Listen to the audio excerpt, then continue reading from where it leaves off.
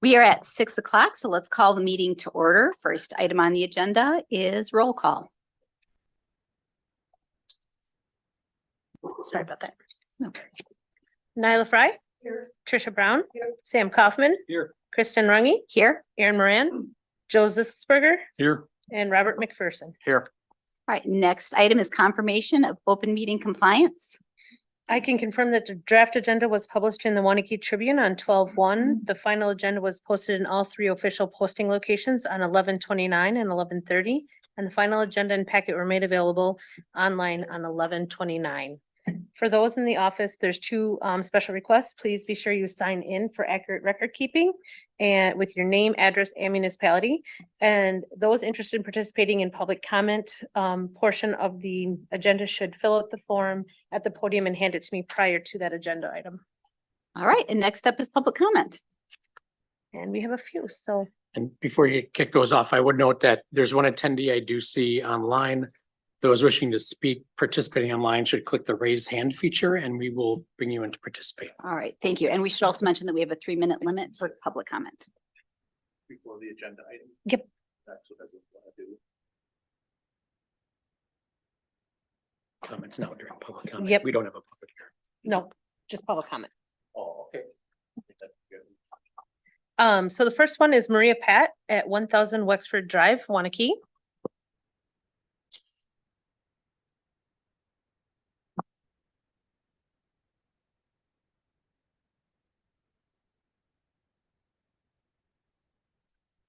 I'm here this evening to talk about the 3 meetings that I have sat through, hearing about the need for virtual meetings for our board members to attend.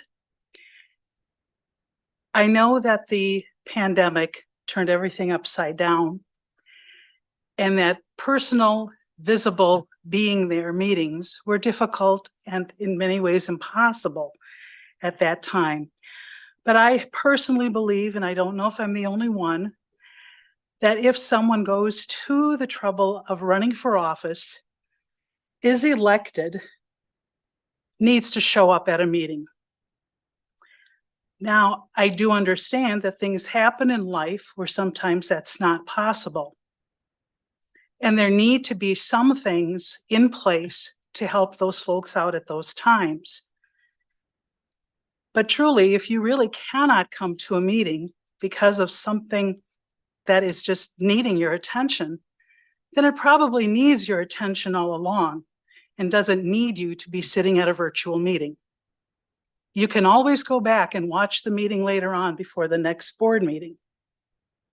And I think decisions that are made when it's not full membership here, even though it's a quorum, and it may lead to motions that are not passed, those things don't need to come up over and over and over again until you happen to have everyone here that's going to vote the way you might want it to be.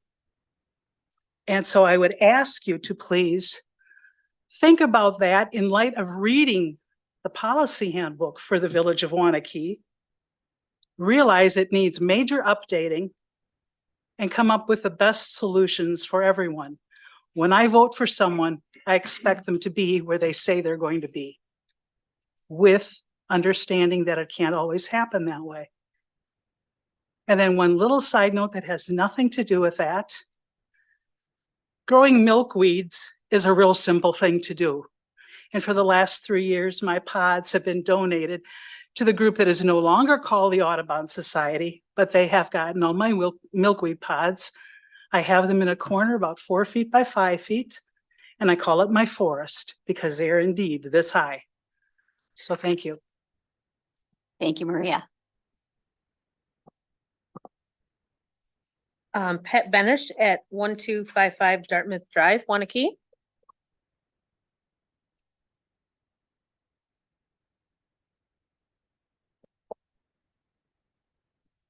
Good evening. I'm here tonight to support the TID District number 10. I believe there's a lot of benefit to the village approving the TID District number 10. I've grown up outside of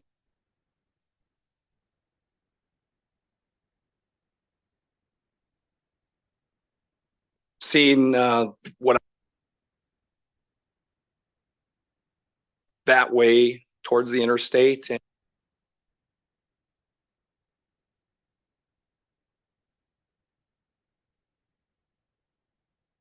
to be developed.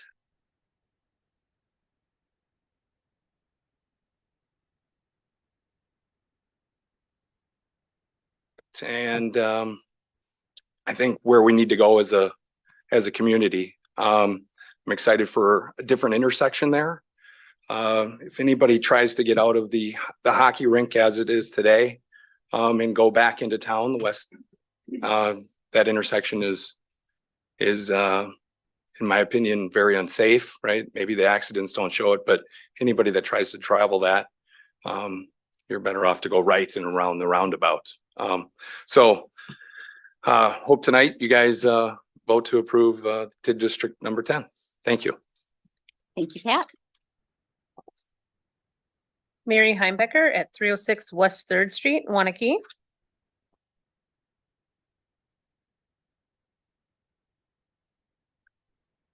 I'm also talking about business item number 2, tax incremental district 10. I'm requesting a no vote on TID 10. This TID will have property from TID 3 moved to it that, as we learned, those properties did not sell with the last TID over the course of 20 years. I would like to see the village taking on a new method to pay for roads. I would also like to remind the board that we have 2 new developments going strongly that have not had any TIDs. The Forward Development Group has many new businesses out in their location, and they did that all with no TID. Thank you. Thank you, Mary. Linda Ashmore at 114 South Street, Waunakee.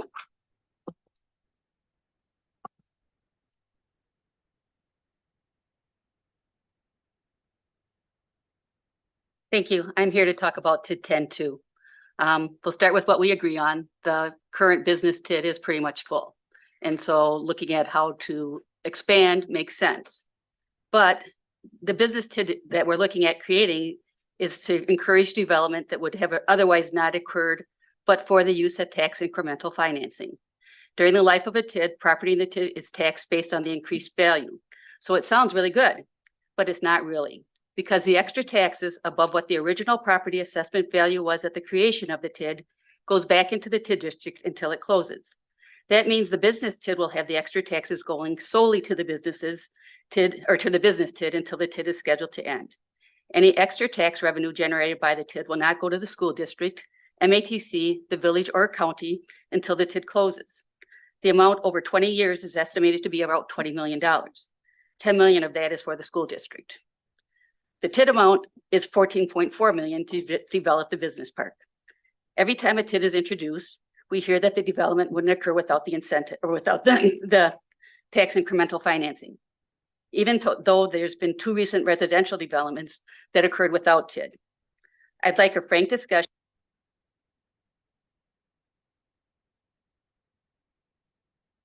in Hogan Road and possibly Frank H. Street through borrowing.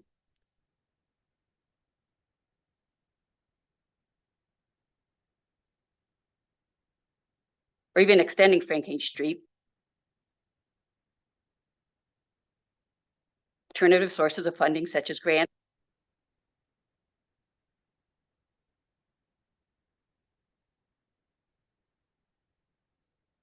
And the logic of none of the development would have happened without the TID.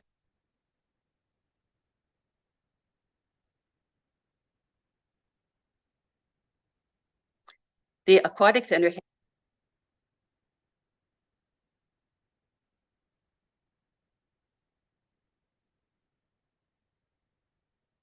that there is no tax impact. The tax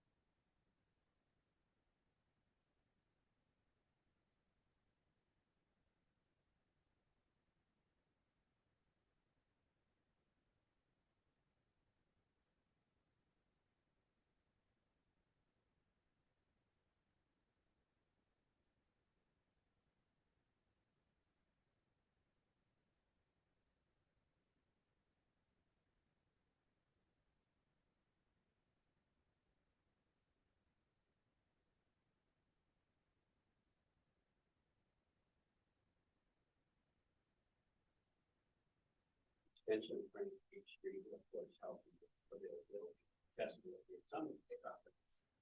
fact, when Frank H. Street gets built, if it is, that would provide a benefit most strongly and directly to the people that own those properties and not particularly to anybody else in the village.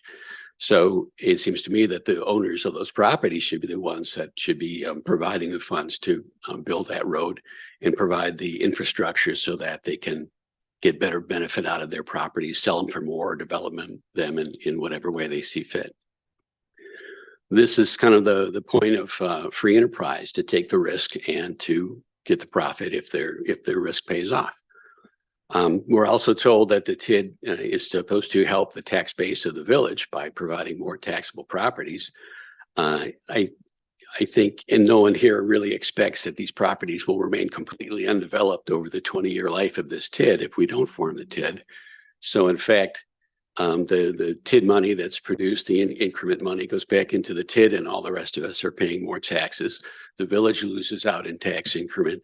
The school district and the county of Dane and the technical college lose out on tax increment. And so when does this become actually beneficial? Well, as a taxpayer, I pay extra taxes for the 15 or 20-year life of the TID. And then finally, the TID starts to produce increment that actually goes to the village, so that my taxes maybe will come down or maybe just won't go up as quickly.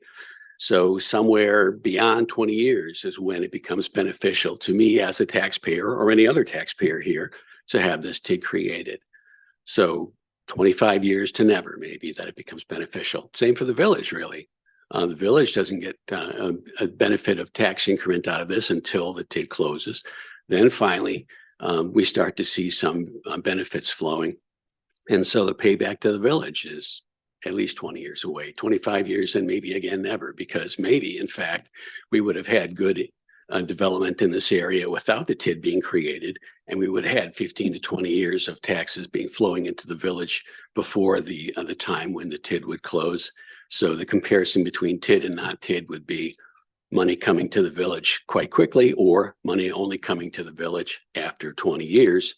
And so the payback is way, way down the road, beyond the lifetime of some of us. So I think for these reasons, and the fact that this is such a growing area, we should be not looking at putting public money into these things.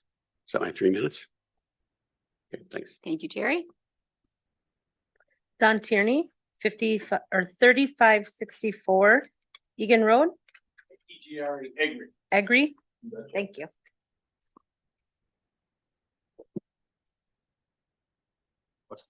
And that's DeForest. Thanks.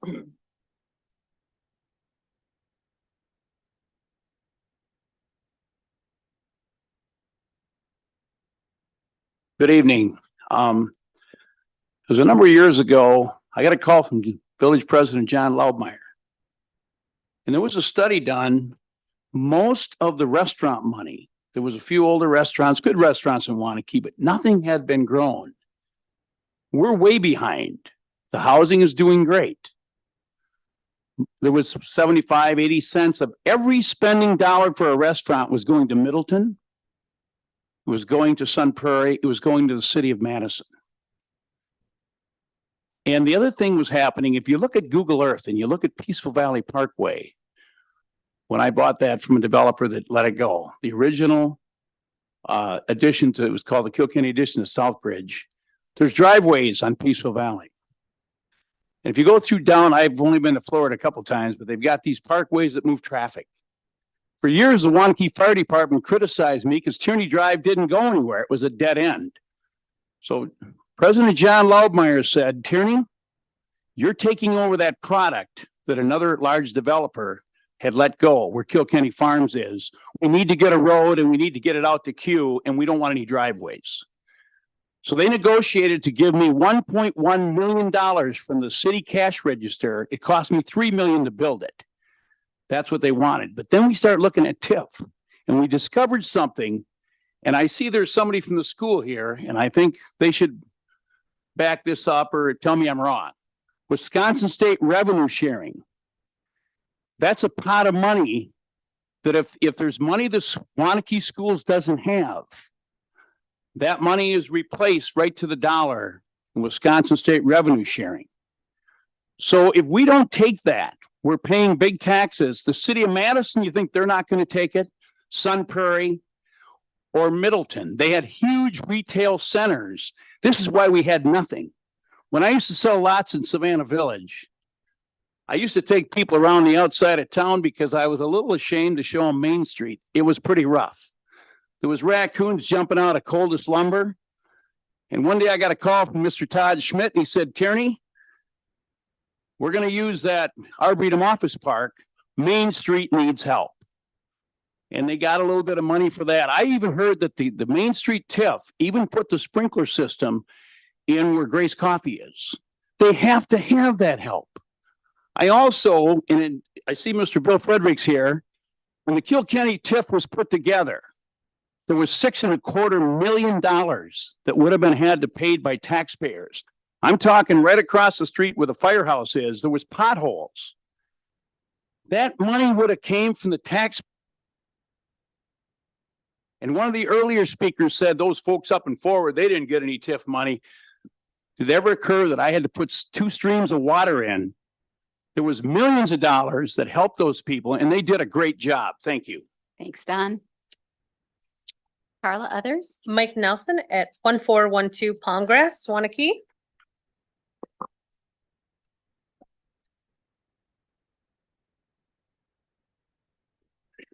Thank you for the chance to talk. I'm going to talk about TIDs. I'm in favor of them.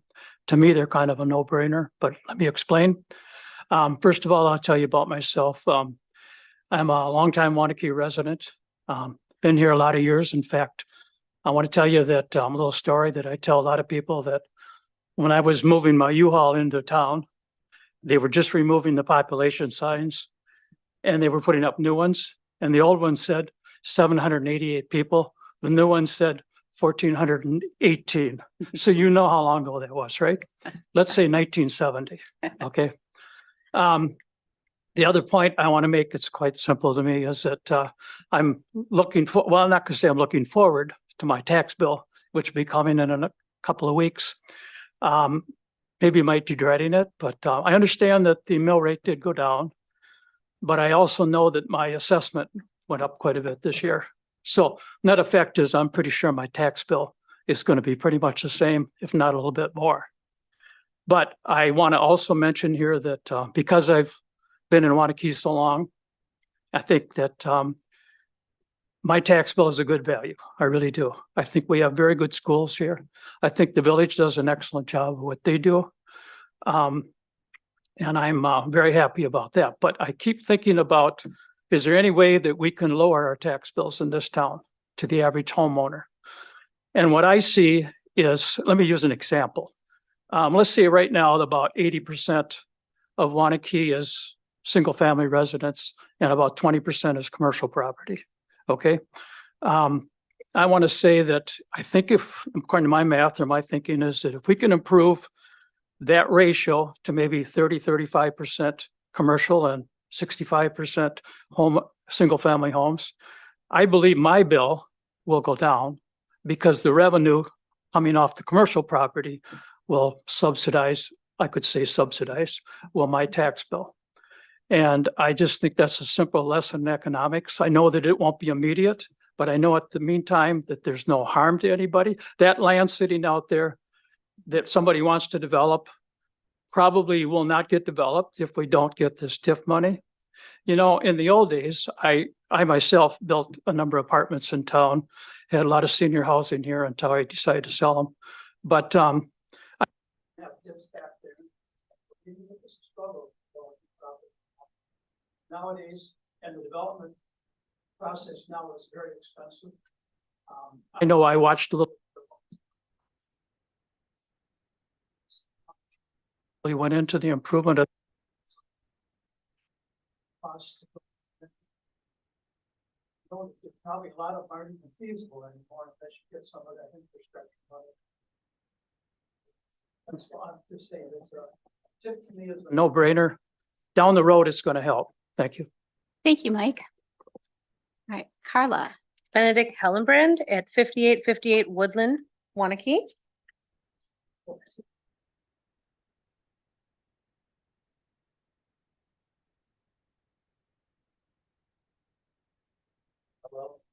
I'm talking about number 4, the approve reissuance of Monarch Place resolution. It's a less controversial topic, but I was thinking that that would be helpful to like distribute seeds to I think it would be helpful to distribute seeds to like people that to like basically I've read the resolution and said it would just like urge people, but I think it'd be helpful for like Waunakee to buy seeds and then like put them up somewhere for people to like take and like plant them. And that's all I got to say. Thank you. Thanks, Benedict. Dennis Helt at 214 K Drive, Waunakee.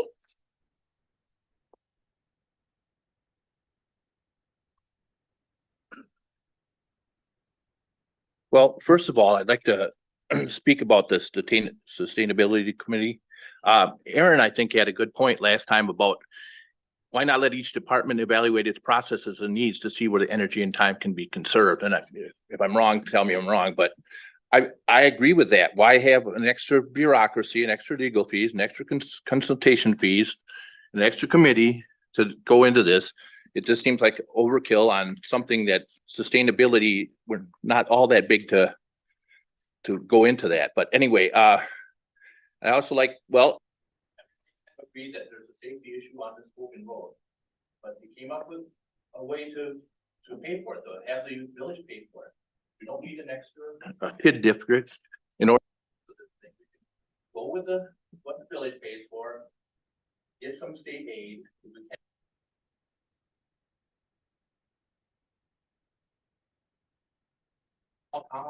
Again, is it a small town? Are you going to vote for them to build this big new? And I don't mean to single you out. You're going to vote for them to build this new area. If they can do it on their own, great. But why should we push it at businesses to give them extra money to do these things? And I'm sure, like Don Tierney, he's going to make a lot of money on his stuff. I'm sorry he is, but payment. And then I also saw page 65 of 74 on your incremental district thing. It cannot be, tax incremental district cannot be included within 3 years.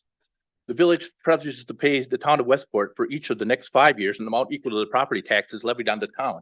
Well, why? Just wait, see what you can do with it. And you really have to make the TID district, and I don't like it, but wait for the 3 years to pass so that you can not have to pay Westport for its part of it.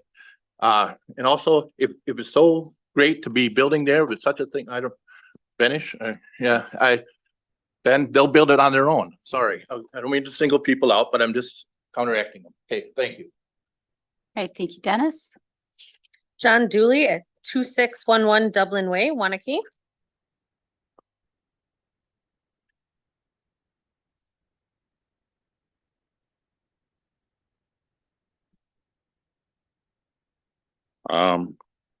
Thank you for listening here, but the 3-minute thing, I was at the village planning committee mission, and it took me longer to propose to my wife than 3 minutes. So give me a break a little bit, okay? I have no dog in this fight. I'm here to support the TIF or TID district, however you want to say it. We're unlike a lot of people here, we're fairly new to the community, but we moved here for a specific reason. Well, 2 specific reasons. And one is because we happen to think it's really, really a nice place to live, to raise family, grandkids, et cetera, et cetera. Since we moved here, some things have changed that I'm not all that thrilled about, but I can't do anything about it. But I'm really here because I kind of want to figure out the whole hierarchy of how things work in this community. And one of the things that I'm worried about is the planning and the different aspects of the planning. So my understanding, and I've done a little bit of research, I've limited knowledge of the TIF, but from what I understand is everything I read about it, it almost is just, as somebody said, a no-brainer. It's just common sense to let these folks do this. They're good people.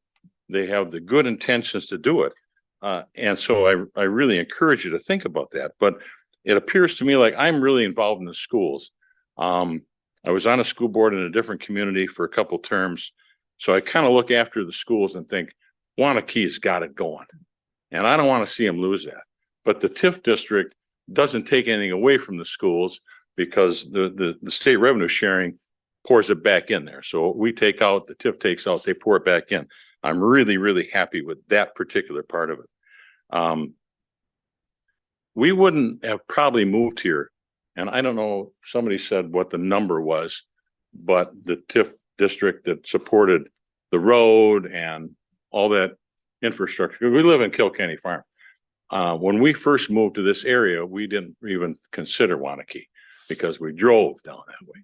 Now we moved here. So we've lived here for 3.5 years. So I guess in fairness to the 3-minute thing, first of all, I want to thank if any of you folks were on the village board here when that tip was supported. Thank you for doing that. And I again, do the right thing for the village, for the growth of the village. You got some good people who want to do some good things. So I would very highly encourage you to support that TID district. Thank you. Thank you, John. Now I can go propose another one.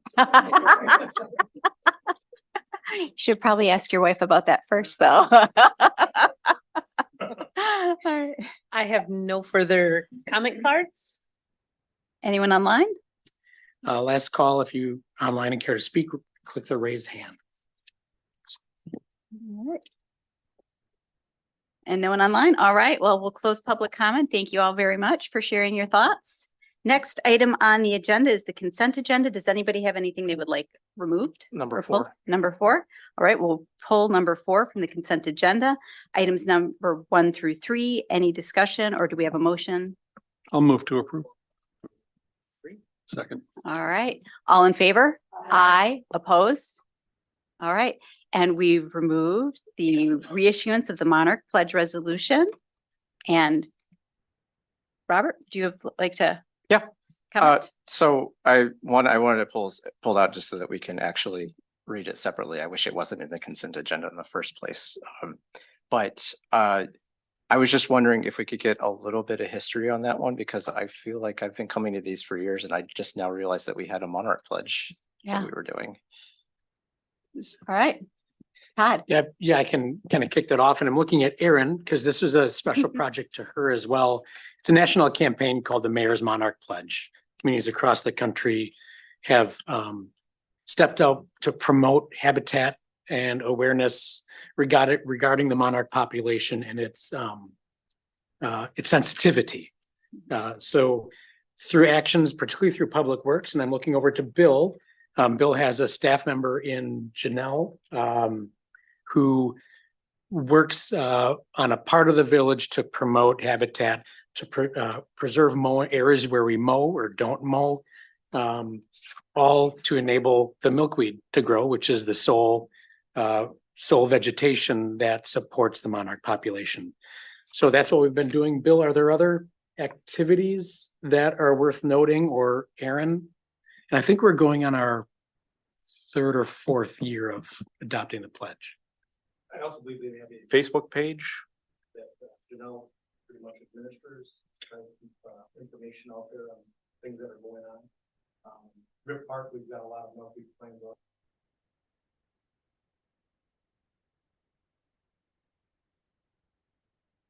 Village Park, Madison Street and South Division there. Put some milkweed plants in there, as well as in the Simon Crossway Conservancy area. So very active in that. The pledge is an annual thing, and I think it's submitted in December, which is why this comes up every December. Even though there's different times of year where there are like other monarch celebrations. So sorry.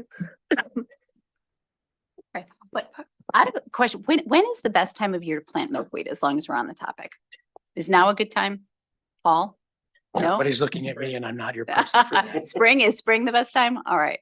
I'd have to defer to Janelle, but yeah, I believe she Okay. does a lot of that in the spring. Okay, wonderful. So I'll put on my spring things to do that maybe we can get some milkweed seed and distribute it. Because I think that was a great suggestion, Benedict.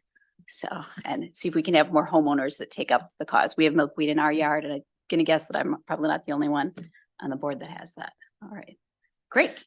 All right. I guess I will add, Carla mentioned that we're actually behind the 8 ball this year. Typically, the pledge is passed in February. Okay, So we spaced on it this year, getting it done calendar year to go along with our annual report. But you'll see the 2024 pledge before you in just less than a handful of months. Okay. And I think that's a good time that we can kick off some of those extra efforts that you're talking about. all right, wonderful. Thank you. I'll motion to approve reissuance of the Monarch Pledge Resolution. I'll second. All right, any discussion on the motion? Seeing none, all in favor? Aye. Opposed, motion carries. All right, next item on the agenda is reports. And first up is Waunakee Utilities Commission. Joe, would you like to give it or should I give it? All right, we were all here for the special meeting last week. Our two primary topics at the Utilities Commission meeting were the PFAS lawsuit, which we have opted out of, and a discussion on locates related to a recent power outage, the process of locating wires and flagging them. So those were kind of the two big discussions that we had. Thank you all, members of the board, and for those of you who attended virtually for the meeting this previous week that allowed us to opt out of those two lawsuits. All right, that is it for Utilities Fire District. Robert. I'll make this very quick because we have a later agenda item, but we met to discuss the how we were going to pay for the next fire truck that the fire district needs to buy that won't be delivered until 2026. Other than that, there was no news from the district. All right, and then we have other boards, committees, commissions. Any other reports? All right, seeing none. Let's move on to the next item on the agenda, presentations. Our first item tonight is an update on Centennial Park Playscape. No action required tonight. I'm just here because it's been a while since we've talked about fun things like splash pads here at the village board. So I'm just here to give a brief update, and Todd's going to help me out with a couple quick slides.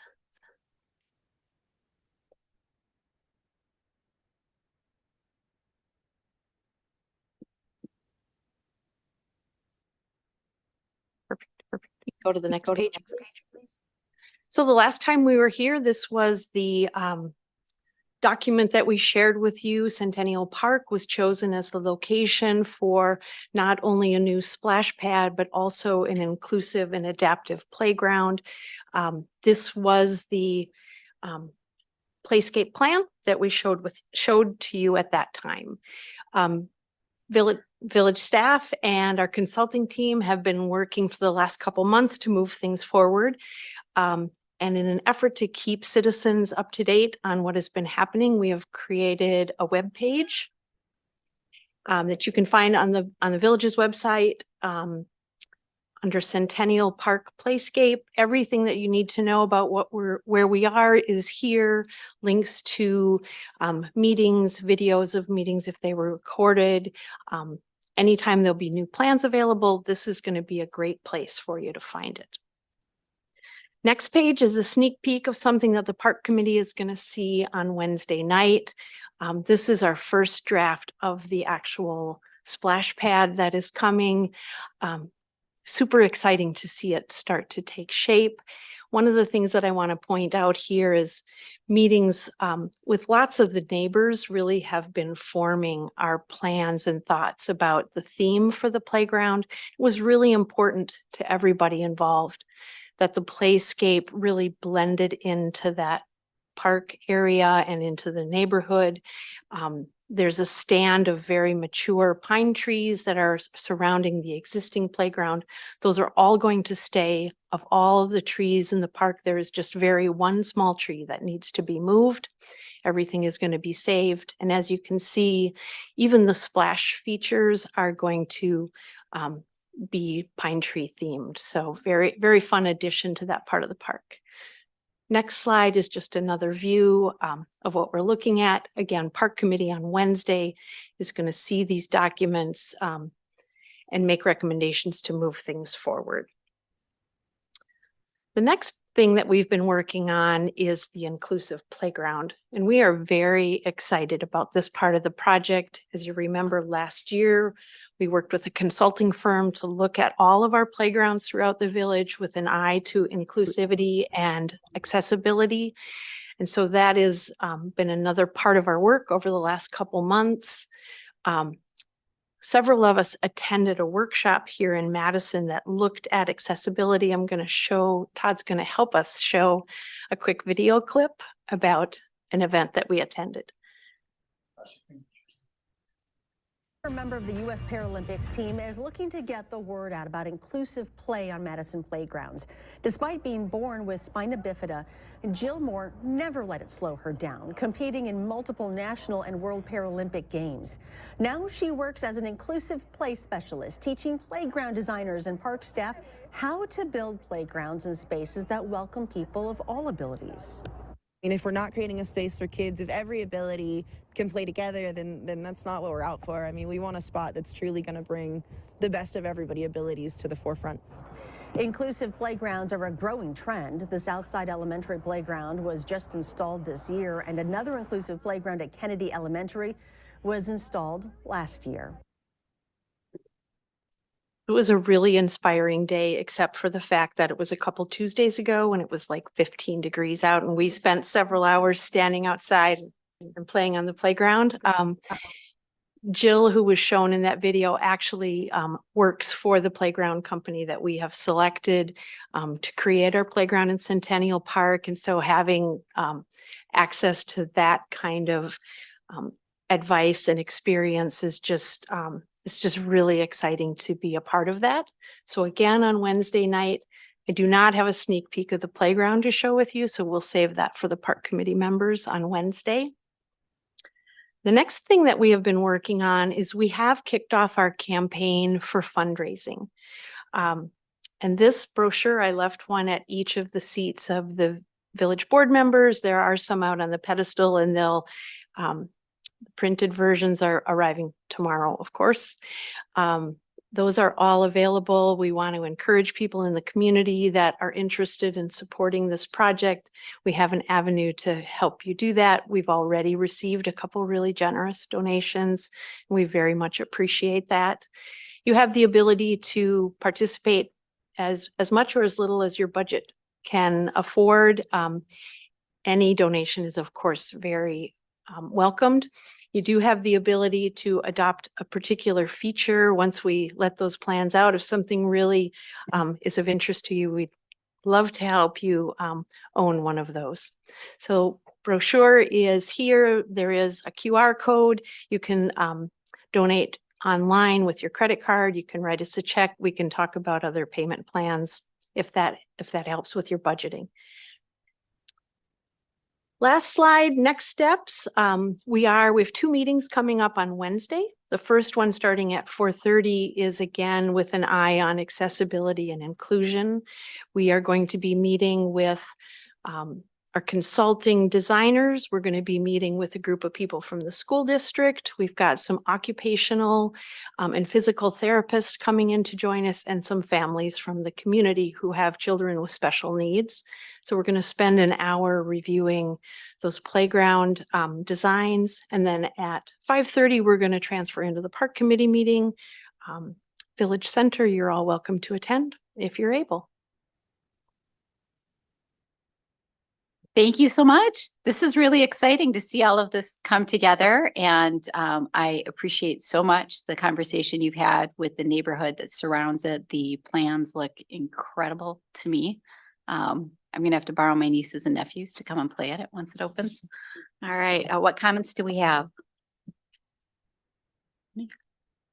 None? Nyla. Nice job. Thank you. All right. Thank you very much, Sue, and everyone that's worked on it. It's wonderful.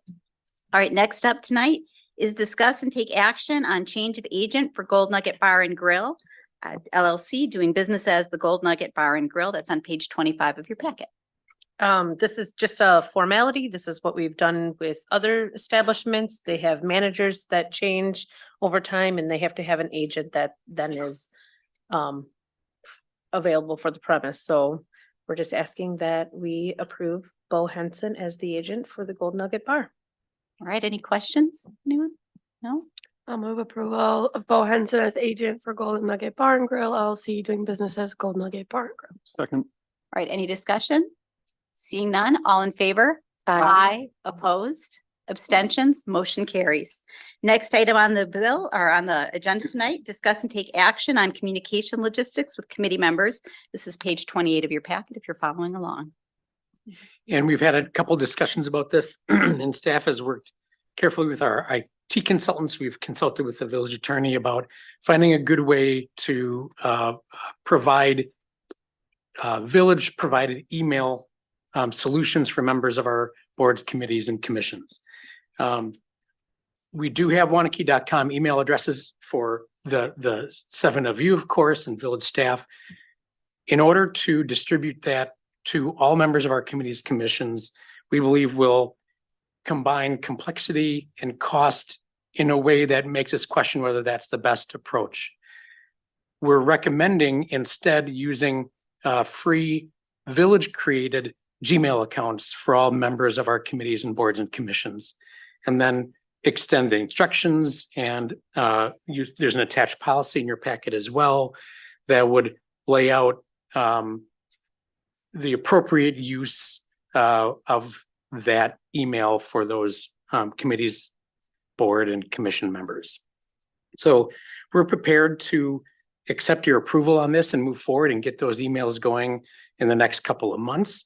But we want to pause and see what questions you might have about especially the policy that's on page 30 in relation to how those emails would be provided and distributed. Thank you very much. This has been one of the trickier things that we've talked about over It the has last been. couple of months. It seems like the obvious solution is just to do it ourselves, and yet the expense and the complication of that was really a lot to overcome. So I appreciate the solution that you've arrived at. The idea of us creating, the village creating the accounts on behalf of committee members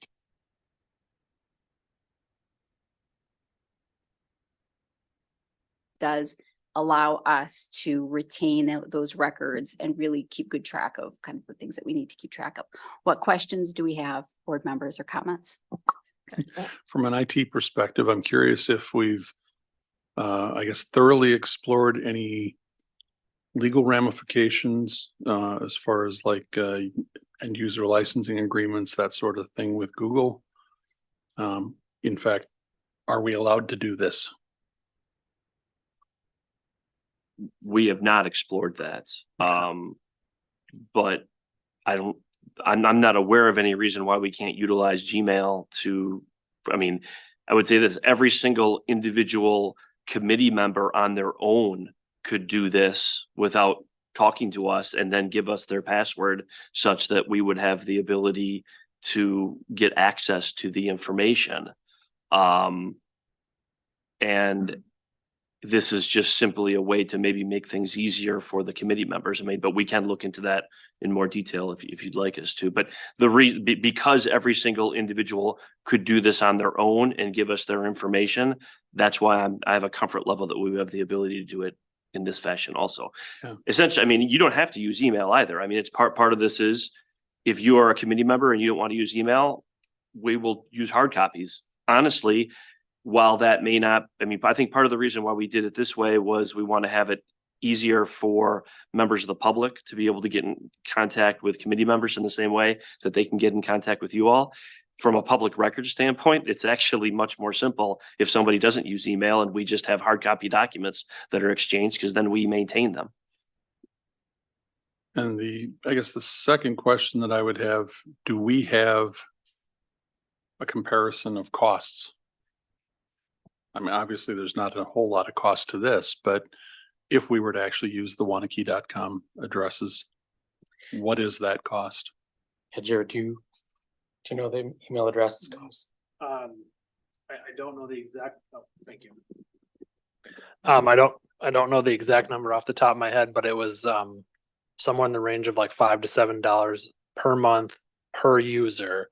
And when we're talking about looking at all the committees and commissions, I want to say that was going to be 70 or 75 distinct email addresses. So we were talking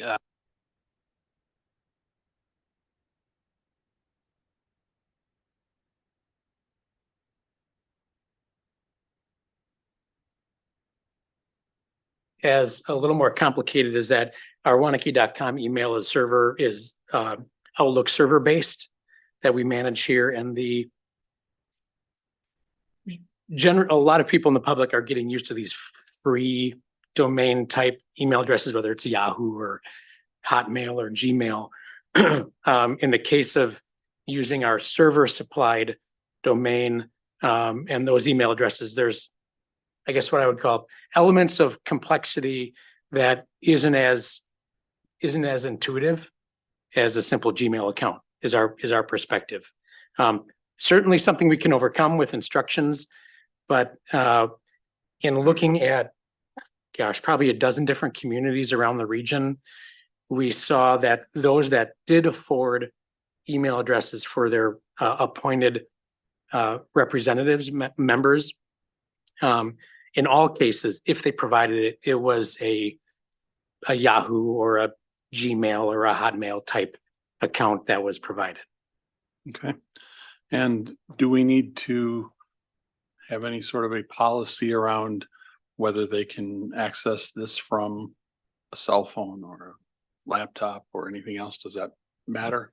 I just throw that out there. I don't know that there's a particular answer.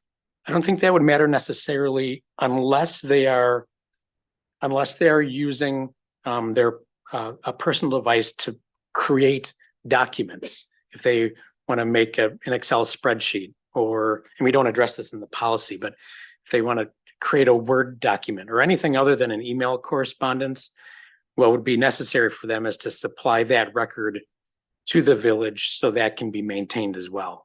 So whether that's on a phone or a computer is fine if they do that, as long as they provide that to the village. That brings up a wonderful other option here. If you've got an account like this, that means you've also got access to Google Docs and Google Sheets and all those sorts of things. I assume anything that would be created within that, obviously it's all within that account, so it's still covered for open records compliance. I assume that'd be true. Well, I mean, if we have access. We're going down a rabbit hole right now. Oh, yeah. I mean, look, at the end of the day, it's not enough to actually just provide a Word doc. I mean, we have to have the document in the same form that somebody has created it, because metadata is considered to be, so, I mean, I was just doing quick math. It looks like it's about $6,000 to have Waunakee.com email addresses for all committee members. I mean, there's value. I mean, I know I'm losing this battle, but there's value in having it be Waunakee, because then you have complete and total control over it. You're asking very good questions about the public records law that this policy does not address. I mean, at the end of the day, as a committee member, you are responsible for maintaining all of your records. The benefit of this policy or a policy where it's Waunakee.com email addresses is if the only records that you have are emails, in particular, if it's Waunakee.com, then we're going to maintain it for you. And you don't have to worry about maintaining that as an elected official. That said, if you start, whether you get a letter in the mail or you get an email to a different email address, you as an elected official or appointed official have an obligation to maintain that record unless you're able to demonstrate that you have provided it to village staff in the exact same form that you have received it. But again, this policy was not intended to get at all of because there's probably about 15 other questions you could ask that gets at this stuff. This is really just dealing with the email aspect of this. And it does two things. Like this, we had a document of this nature already. We've just modified it. Basically, this is doing two things. It's acknowledging that we can put your information up on our website, which helps us from a public record standpoint. And we are, although it's not mandated by this document, we are strongly advising that you utilize the Gmail address that would be created, because honestly, just as a committee member, then we're making life easier for you. It may not be as easy as if it was a Waunakee.com email address, but it's a step in that direction, I'd say. Okay, thank you. Right, other questions? I two things, and also you're not. I'll go down on that ship with you. I'm with you on the email address, but I too know that we don't have the support. One is I would like to see that we require two-factor authentication for anybody that has a Gmail account, since it's very easy for people to get phished these days and lose their password. So we don't need anybody doing that. And two factors easy. All you need is a cell phone, so that should be fine. The second item is when it comes to the form, the only thing that I'm not seeing in here is kind of we can revoke your access if we think that you're abusing your email address. So just something that is kind of like a stick a little bit to go with the carrot of, we're giving you an email address, but if you abuse it, we will take it away.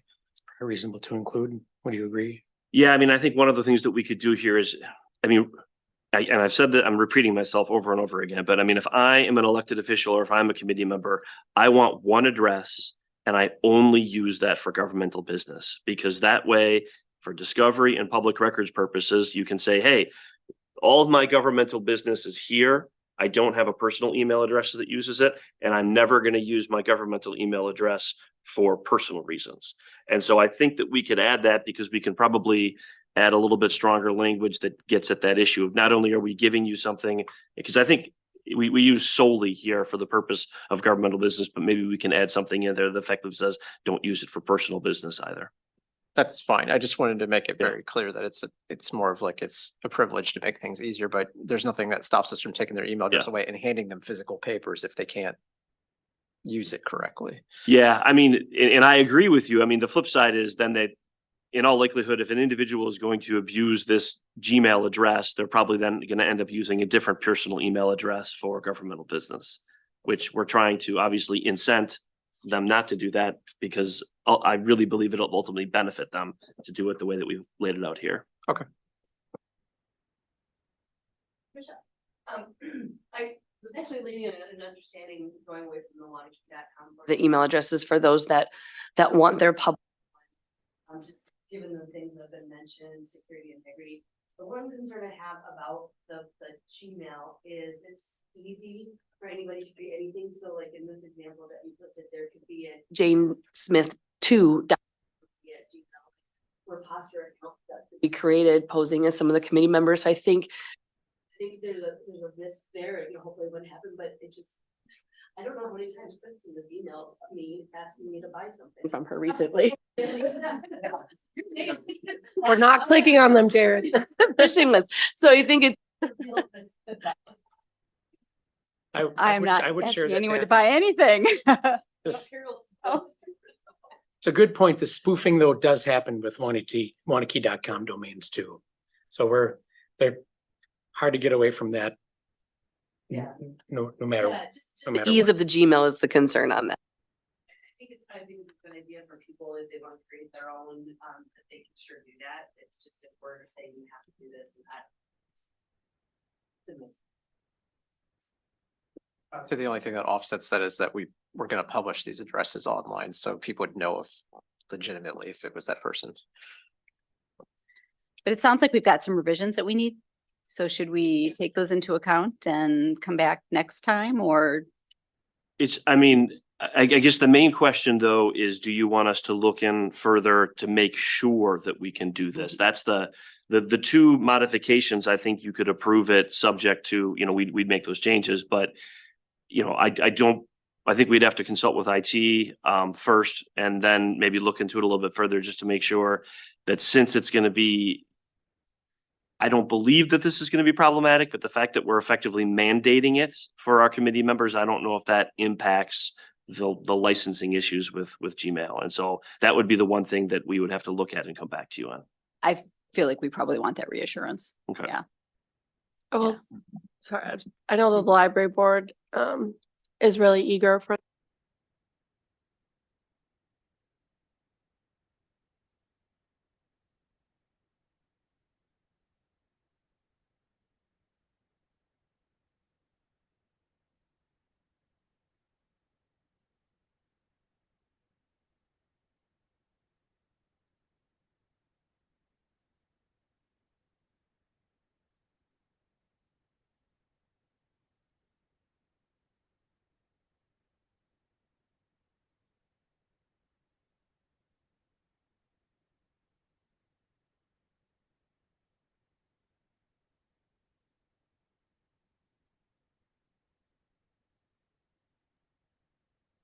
members with municipal official emails. That is not the case. The Madisons, the Fitchburgs, the some, you pick them all. You see the use of other private, I mean, like the Gmail, the free available emails used. All right, excellent. So provided we can with the modifications, we'll bring it back next time and probably pass it so that we can start. So that other people can have the joy of finding out that I guess I'm selling them things. So- You're not selling anything, you're asking. Am I just asking for money? So am I. Wow. All right, next item on the agenda. We're having some problems with the microphones are just sporadically cutting in and out. So if everyone could leave their mics on, because it will hopefully pick up your neighbor when yours cuts out. There's a whole bunch of this conversation that is getting cut out from this, and I'm only hearing a little bit from someone else's microphone, and I don't know what the problem is, but if you could just leave them on. All right. That would be. We will do that. We will do that. All right, next item on the agenda, discuss and take action on a resolution creating tax incremental district. Number 10, approving its project plan and establishing its boundaries, and this is on page 31 of your agenda. So Tim and Todd. Yeah, thanks, Kristen. At this time, I'd like to introduce Todd Taves with Ehlers. He's our financial consultant. But just by way of a quick summary, earlier this year, as you all remember, the village board directed staff to move forward with the process for the creation of TID 10. And this is an approximately 77-acre mixed-use district near the south side of Highway 19 between Ramish Road and Hogan Road. MLG Investment and Representative Stott's property have expressed a desire to create a new TIF district in this area to spur development and help offset significant public improvements. Included in the packet is a resolution for the approval of the project plan and boundary. And at this time, I'm going to turn it over to Todd. And Todd, if you bear with me just a moment, I'm going to. Thanks. I'm sorry for a lawyer down the hall. I've got an injury. I'm having surgery for next week and it hurts to sit. So I'm going to probably stand for the duration of my time here. So I'm going to give a very quick overview of the project, which has all the details. But Tim, if you want to cue the next slide. So the physical geography of the district, the parcels that 1 through 6 highlighted in the yellow color will comprise TID number 10. It's been mentioned TID number 3, so that's shown for reference.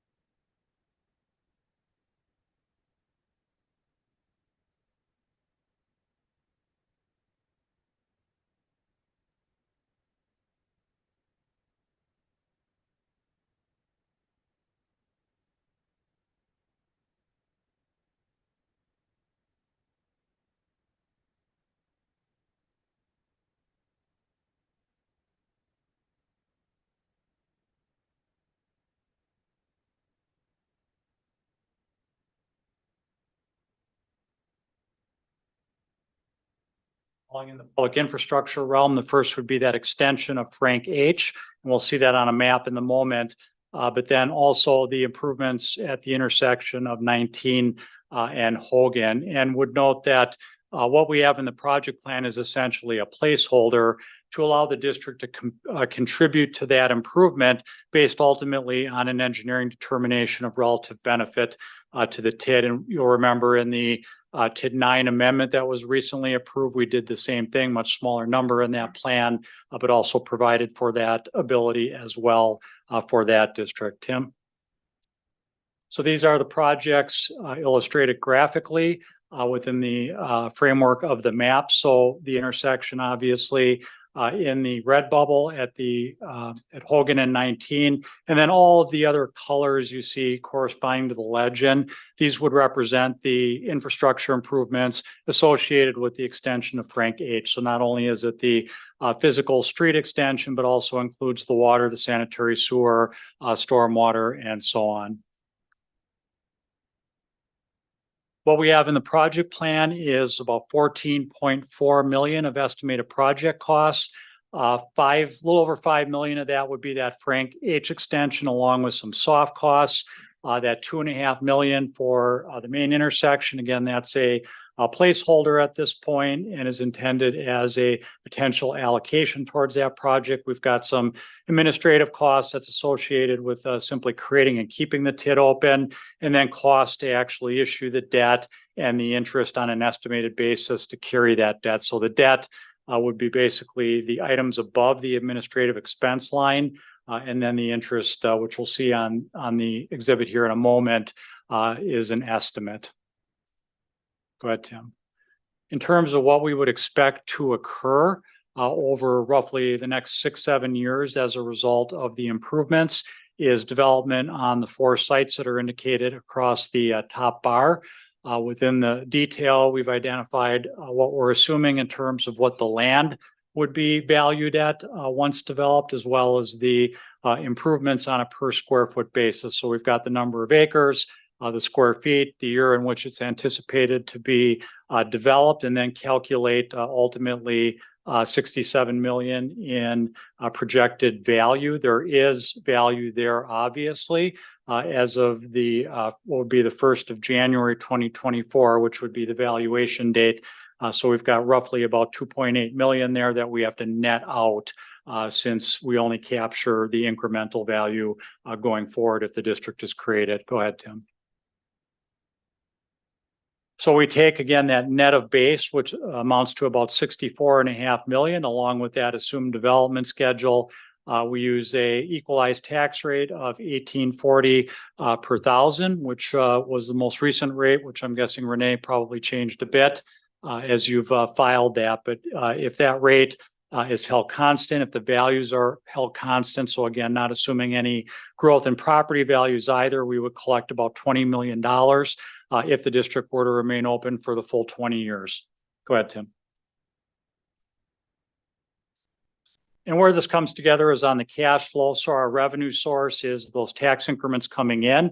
I mentioned earlier, we would, at least as envisioned by the project plan, issue financing to pay for these improvements. We are showing 6.4 million issued in the year 2025. This would pay for the Frank H extension, and then $3 million in 2026 that would pay for potentially the intersection.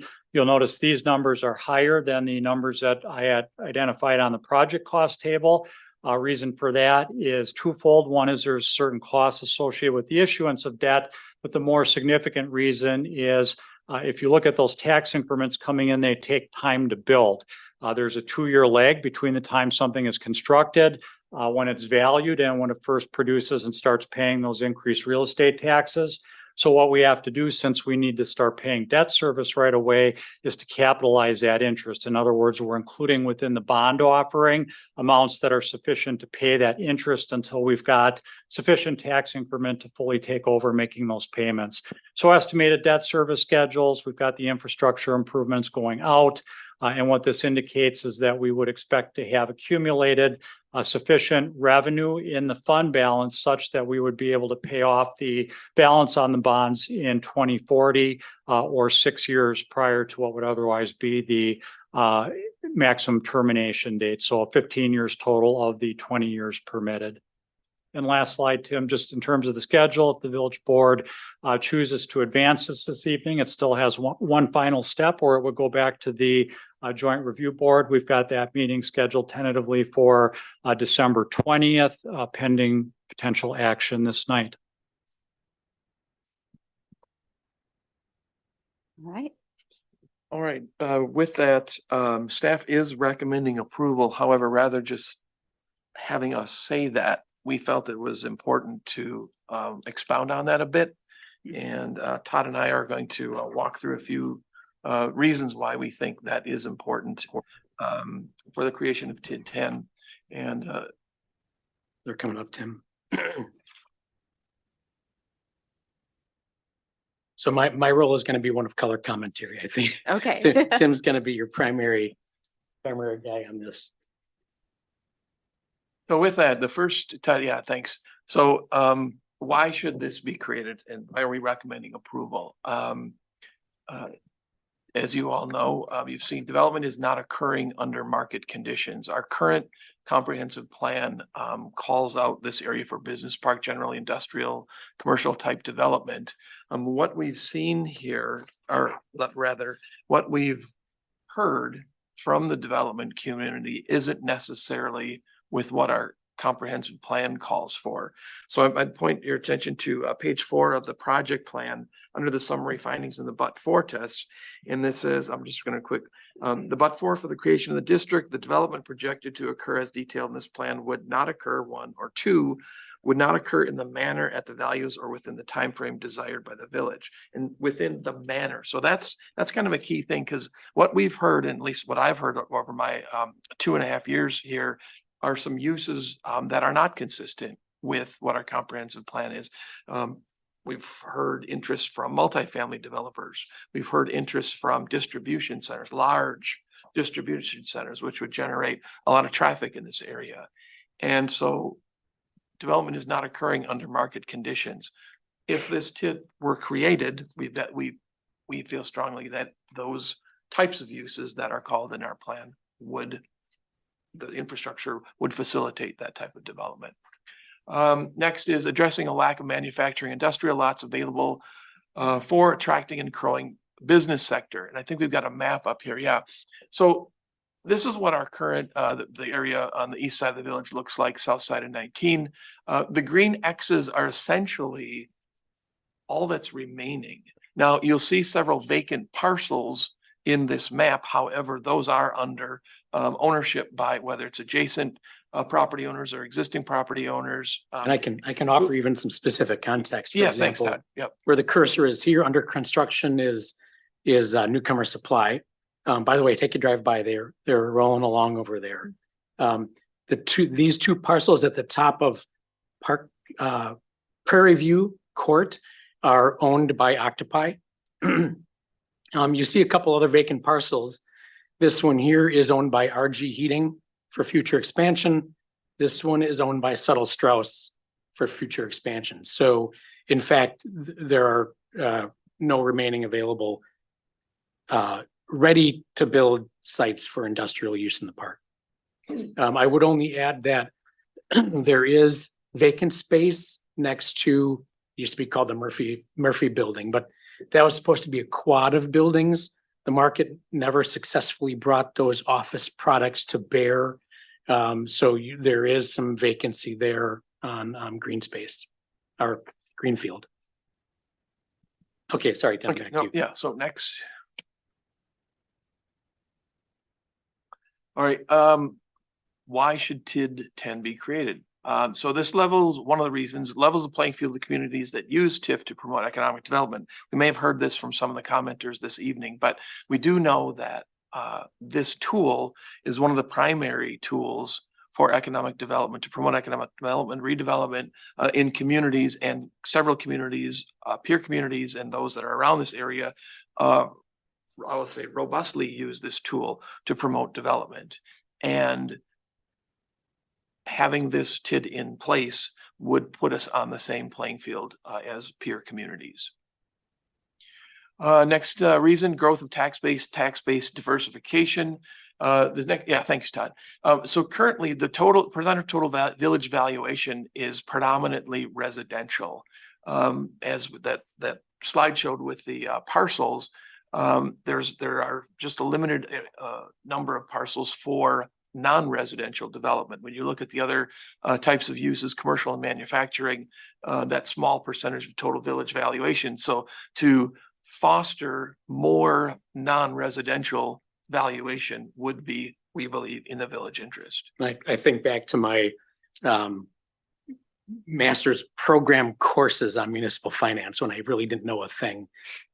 Sometimes I still don't know things, but we were taught the the three-legged stool of municipal finance, balanced municipal finance, which includes three sectors of tax base: commercial, manufacturing, industrial, and residential. And that they have the opportunity to work together well so as to, I guess you could say, balance out tax rates for all. Now, Waunakee's an anomaly in that, but it doesn't mean that enhancement to either of the other sectors can't still provide a useful offset to the residential tax base in Waunakee.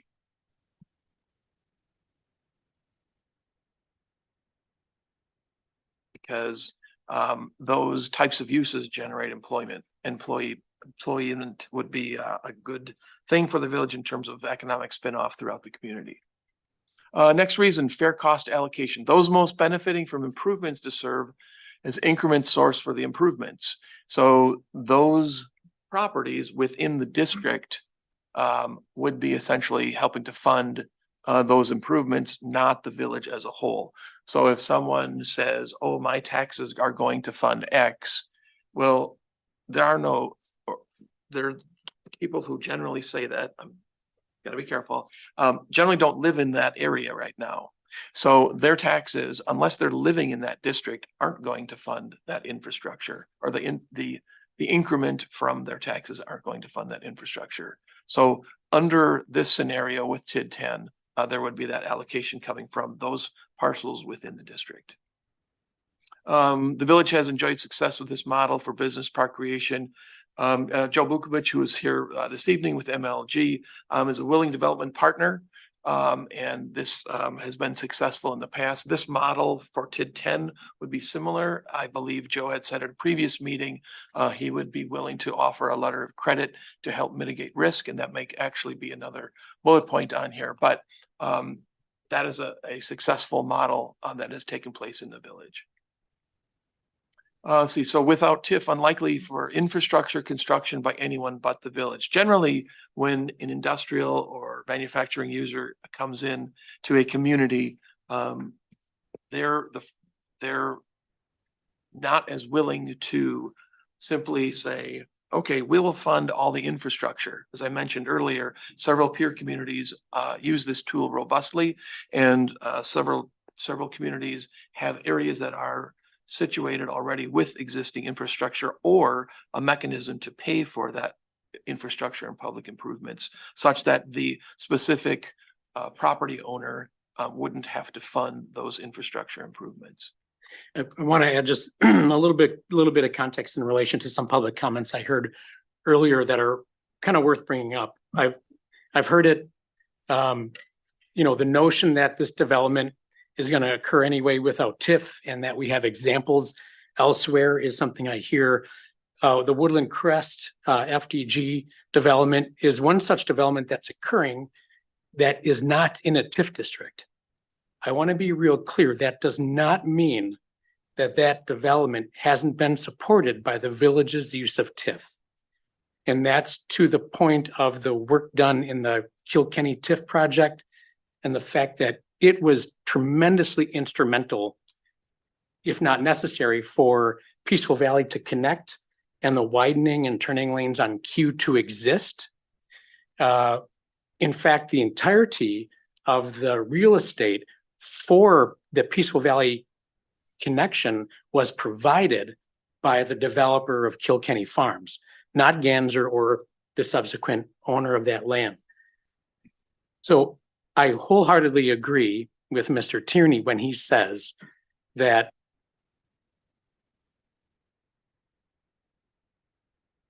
the Woodland Crest development is a perfect example of development not in the TIF, but has occurred that would not have occurred as it is without our use of it.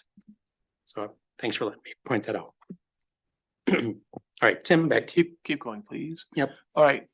So again, why should we create this? Addressing traffic patterns in the business park.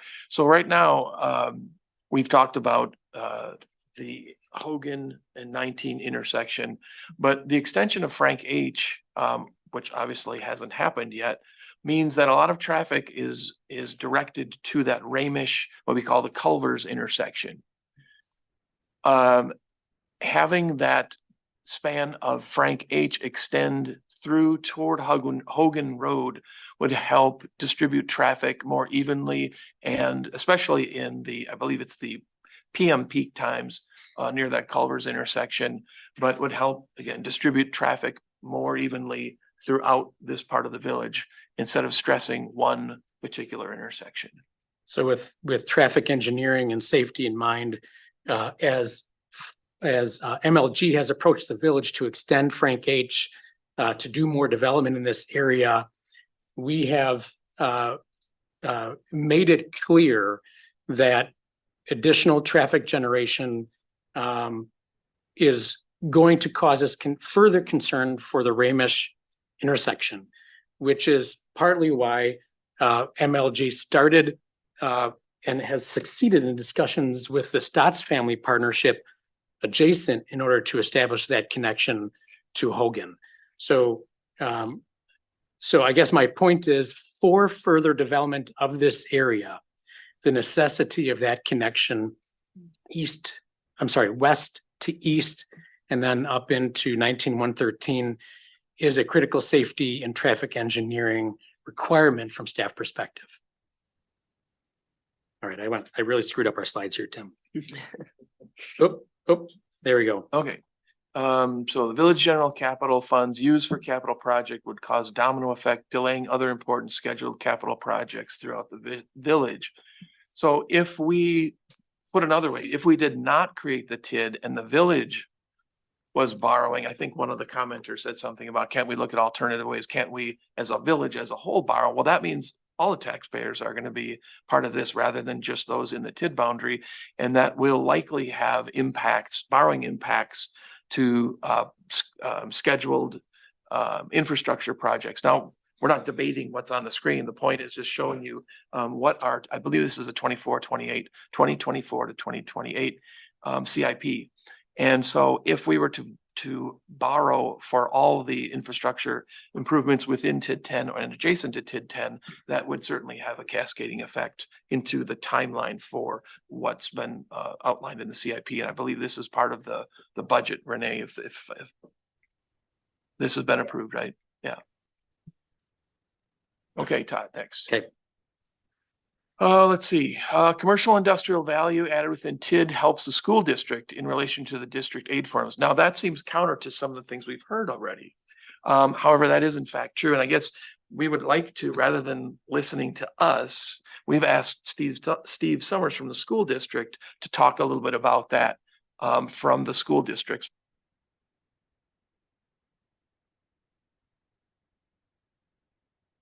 Here, assuming I can find it quickly enough. Pat, putting me to task here. All my skills and abilities are being utilized. All right, here we go, Steve. All right, thank you, Todd. If you want to go to the first slide. Whoops. There we go. Just want to start by saying thank you for inviting the school district to participate tonight.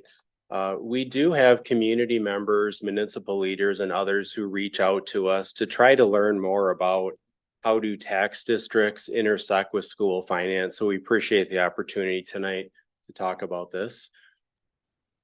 I'll first start with how does the process work for the school board. Back in 2018, the school board decided to create a position statement that we're linking here if anyone wants to take a look at it.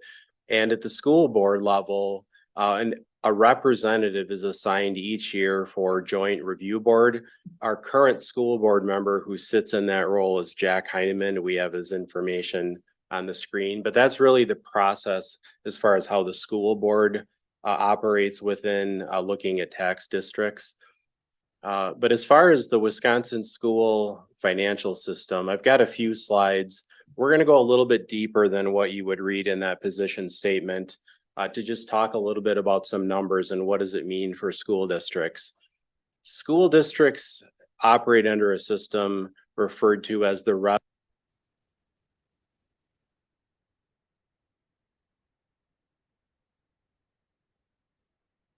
It really is equal to the state equalization aid, which is where school districts receive the majority of our funding from the state, and the property taxes that we receive from the local community. But one very important note is that the revenue limit formula itself is a function of our prior year revenues, our 3-year average of our student count, and an inflationary increase approved by the state budget. Property values, either inside or outside of a tax district, do not impact the revenue limit formula. So in effect, the tax district does not have any impact on the district's budget, meaning the revenue limit, but it does impact state equalization aid and property taxes. So we will talk about that. So the state on October 15th, once a year, provides information to public school districts as far as state equalization aid. This is a public document that anyone is welcome to look up on their own. I've included the link with where anybody could find it if they're interested. The state equalization aid system is broken down into 3 tiers, and it's important to know where is the tier that your local school district is at when you're talking school finance. In our district's case, we are considered a negative tertiary aid district. So what that means is that we are considered slightly above the state property value per student, meaning we're slightly property wealthy in our community. Off to the right, there's a brief description of what that means. If a district's value per member exceeds the state level at the secondary or tertiary level, negative aid is generated. Negative aid at any tier reduces the aid from the prior tier. So in our case, if we lose 689,000 here, it is subtracted off the aid we receive here to give us our total.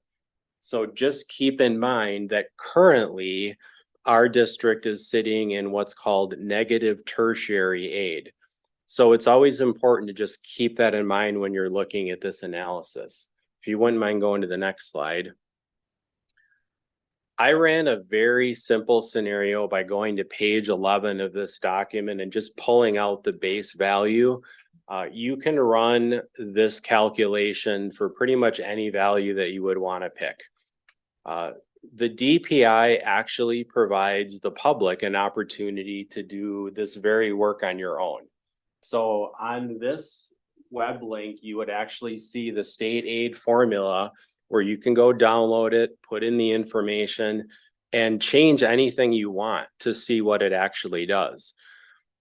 So I took the base value just to run for illustrative purposes to show you what would actually happen in the state aid formula if we had additional commercial property on the state aid system for Waunakee.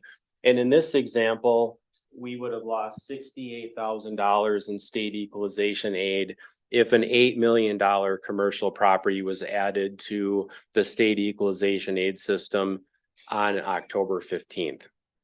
Obviously, the numbers for this tax district over time are significantly higher than that, but you can just use the base number to just see what actually is happening.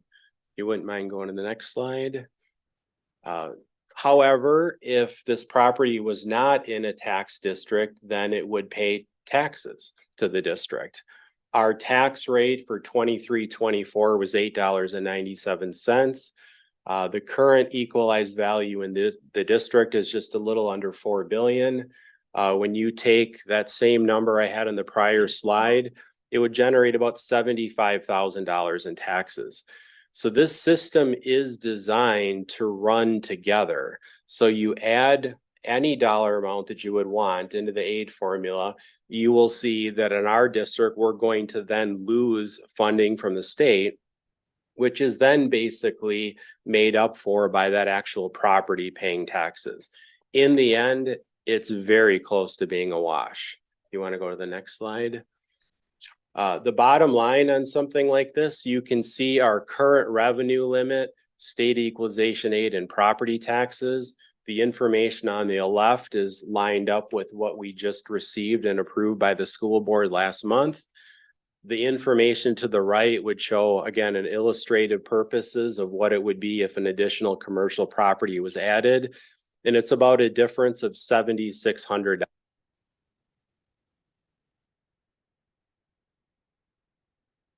Wisconsin Public School Districts is enrollment. Districts with increasing enrollment have benefited from the current system. And so I just wanted to highlight the difference between property value and what that looks like and enrollment, because enrollment is the information that really drives the revenue limit formula.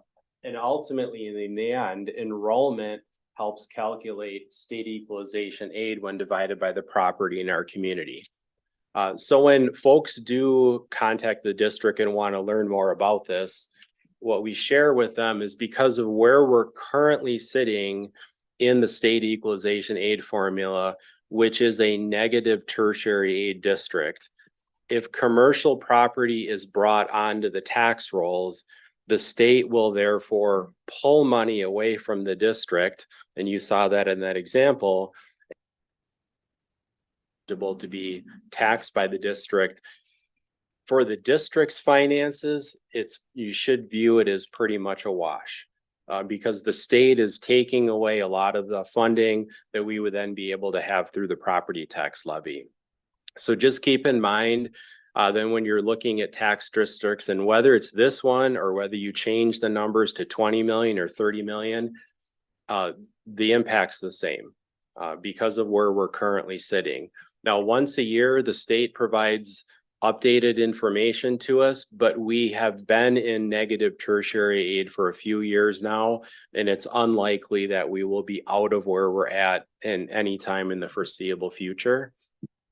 If you want to advance the slide, just one. Okay, thank you. Any questions that I can answer for anybody? And then I would open that up for questions from staff. Todd's still standing. Thanks, Todd. Happy to collaboratively answer questions as the board would like. And I'm sorry, Denny, the questions are for the board to ask since the public comment is over. Yeah. So board reaction. Thank you guys all so much. This is really, really informative. Tim, did you have more to go through? Nope. All right. This has been an incredible presentation, and I talk a lot about TID and TIF in my day-to-day life. And I wish I had something as succinct as this put together when I talk about it. I might be stealing this for work. What questions do we have? Or comments? None? So I'm going first. All right. All right, I have quite a few, so apologies to everybody in advance. So thank you, staff, for what you've put together. Thank you, Steve, for coming out here. I had a great conversation with Steve 4 months ago, I believe, where we talked through this. I may have publicly talked about school district funding in the past. I'm not going to talk about that tonight because it's irrelevant. Bringing more students into the school district is really all that we need to going forward. So I hope we can agree as a board that we're not going to keep using the school district as a cudgel here for why we should be for or against TIF. And honestly, I'd expect the school district to vote for every TIF or TID presented right now, because the more money that they can, or the more taxes that they can divert out of there and remove from the funding formula actually benefits them. So I would expect them to vote in their own self-interest 100% of the time. Okay. So I went through the packet, I went through the parcels, I went on access day, and I looked through everything that was in there. I see that we're pulling down probably somewhere around today, probably around 42 to 45,000 from the parcels that are in there. And that includes what's developed and what's not developed. Is that a fair number to say? That's probably what we get in those six parcels that we're going to put in the TID. Yeah. Todd's nodding. Okay. So we have, in my mind, we have two issues here then. We have Frank H. Street and we have the Hogan Road intersection with 113. I think we have somewhat agreement at the board that 113 Hogan needs to be improved. I don't think there's any question on that. I think where you might find some divergence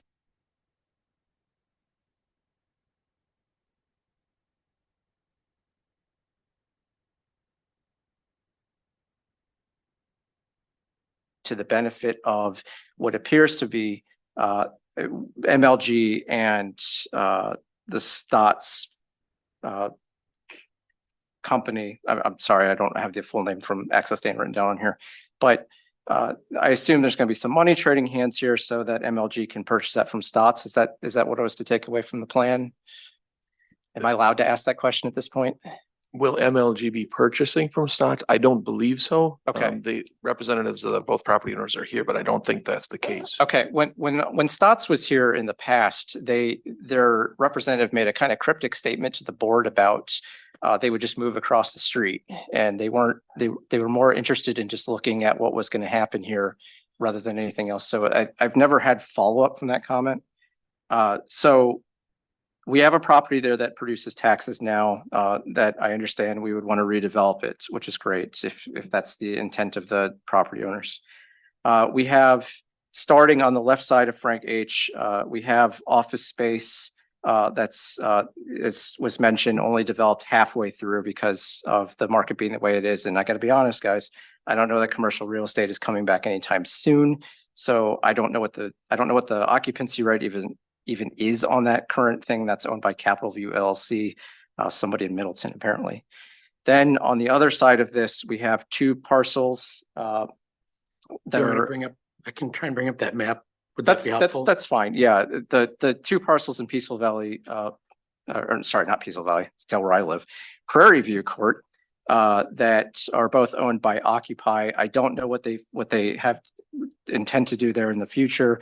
But we can say that there was another property in Prairie View Court that was a beneficiary of TID 3 that did build without additional TID, and that was that robotics manufacturing company. I think was in there. Yeah. So we do have proof that you can do development there without additional improvements to the area. And then you have, I actually didn't understand this, and maybe Todd, this is for you. In the packet, it said that the parcel that's listed as Northland Investments, this is the one that's on Hogan Road. We're saying that in this TID, it's going to be commercial use. We currently tax that as residential. There's a house there, I believe. There's a house, and I think there's a dilapidated farm building. Yeah, we also do ag on the parcel as well. And this is a parcel that whenever you propose a district creation, it makes sense to look at the surrounding adjacent parcels and ask the question, might one of these be appropriate for a higher and better use in the future? We've had no active discussions with the owner of that parcel. Rather, staff has made the assumption that in the future, higher and better use could be very possible there. So when we put together a TID plan, we can say it's not going to be residential despite the fact that it's currently residential. So look to Todd. Or Brian. The TID project plan is not a zoning document, so it doesn't change zoning, it doesn't establish zoning. That's all handled independently. So this is simply a map that shows the existing conditions and uses. It doesn't improve anything or change anything. Okay. That whole parcel is A1 today? Is that what I'm supposed to take from this then? It can't be redeveloped?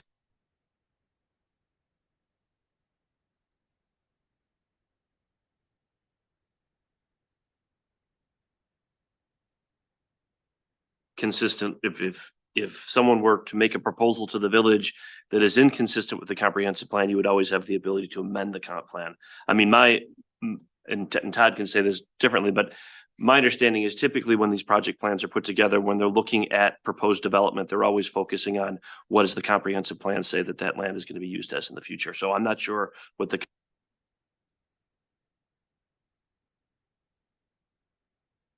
available. The final parcel, which I haven't touched on, obviously, is the largest one. That's MLG Investments, which that was a part of the original TID 3. That was something that they could have developed. While I appreciate the comments I've heard about how the economy worked in 2008 and years after, having come from a generation that got a nice get out of college and find out that the economy isn't going to work for you. I have some empathy to the developers in that regard. However, that the ask that they want us to invest into this area when they still haven't developed some of the land that's on Frank H. Although I saw in the proposed plan that apparently something would be developed pretty quickly in the first year there, I assume on that parcel, because it was listed as 2024 in the projection. So I'm assuming Ellers is basing that off of some sort of knowledge that we don't have. Well, I can share with you that I believe they're talking about the already approved site plan for Bill Ranget. 2 office buildings, is that correct, Tim? Correct, office building and then office flex space. But if you recall, while we approved the site plan, understood at that time was that there were public improvements necessary for that project to actually be buildable, which included drainage accommodations for stormwater, which is an improvement proposed as a TIF project. Okay. Okay, there is currently a park that's kind of in that area between, I know we don't have the right map on here, but the parcel in Prairie View, the first parcel on the right there, that's currently a parkland space. If there's a park in it. Is that gonna go away? Yeah, you're looking at that sort of rectangular parcel right up. Yep. We do have a trail network. Trail goes down and actually stubs up against the Stotts property with plans for that to extend further throughout the village. So I believe, Bill, that's what that parkland relates to. Or Sue, is there anything else there that I noticed that rectangle on the comp plan map is left green related to open space? Is that the rectangle you were pointing at? Yep. Robert? No, what, yeah, yes, right there, right in that right there, right in that parcel, yes. That one I don't show in the comp plan for rec. It's in our corp as the Waunakee Business Park Hillside Conservancy. I'm looking at our comp plan right now, land use map. I could pull up the corp too, but maybe it'll help if I switch to my screen. You're asking good questions, Robert. So I want to take the time to touch on these with you. I do know a representative from both MLG and Stotts Family Partnership are here to the extent that they can more quickly get us good information. I guess it would be up to the village board if you'd want to welcome their comments. Yeah, I'd welcome their comments. Here's the green that I see left over in our comp plan, which would be open green park space of some sort. Are we talking about the same thing, Robert? I mean, it's the same area, but if you look physically on the map, it bends around to the left, not to the right. I think It's a slope. and the Mhm. has a map that may show them a bit better. Got the like the future pond.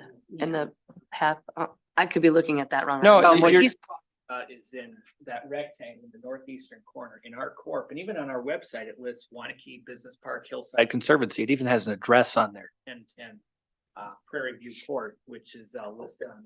You know, just putting in the address here, we've got prayer walks and things there. Is that where my cursor is right now? Right there? Yes. Yep. Yes, right where that road cuts across. Okay. All right. You Good might have an evening. answer for us. Joe Vukovich with MLG, and I'll hopefully try to answer your questions. This green spot right here, that's the detention basin.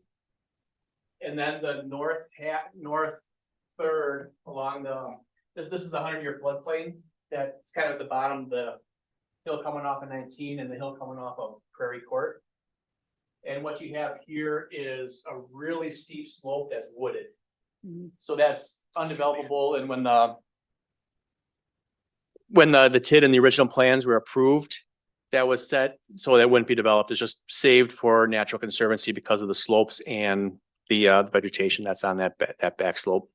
So the proposed extension of Frank H would not interfere with that? Correct. And it would then cross Frank H and connect across the street into the, where are we going with that? This road is just gonna head straight into Hogan. Joe, I'm going to bring up a better picture, the one from the packet for the board to reference is on page 58. That's what I'm gonna bring up. That, Tricia, that's what you referenced? Yeah, I'm gonna get that here for us.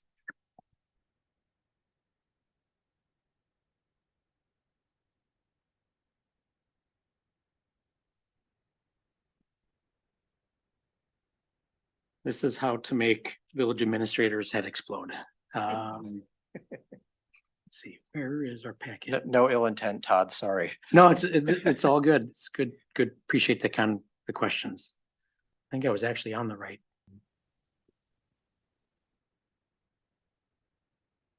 Here we go.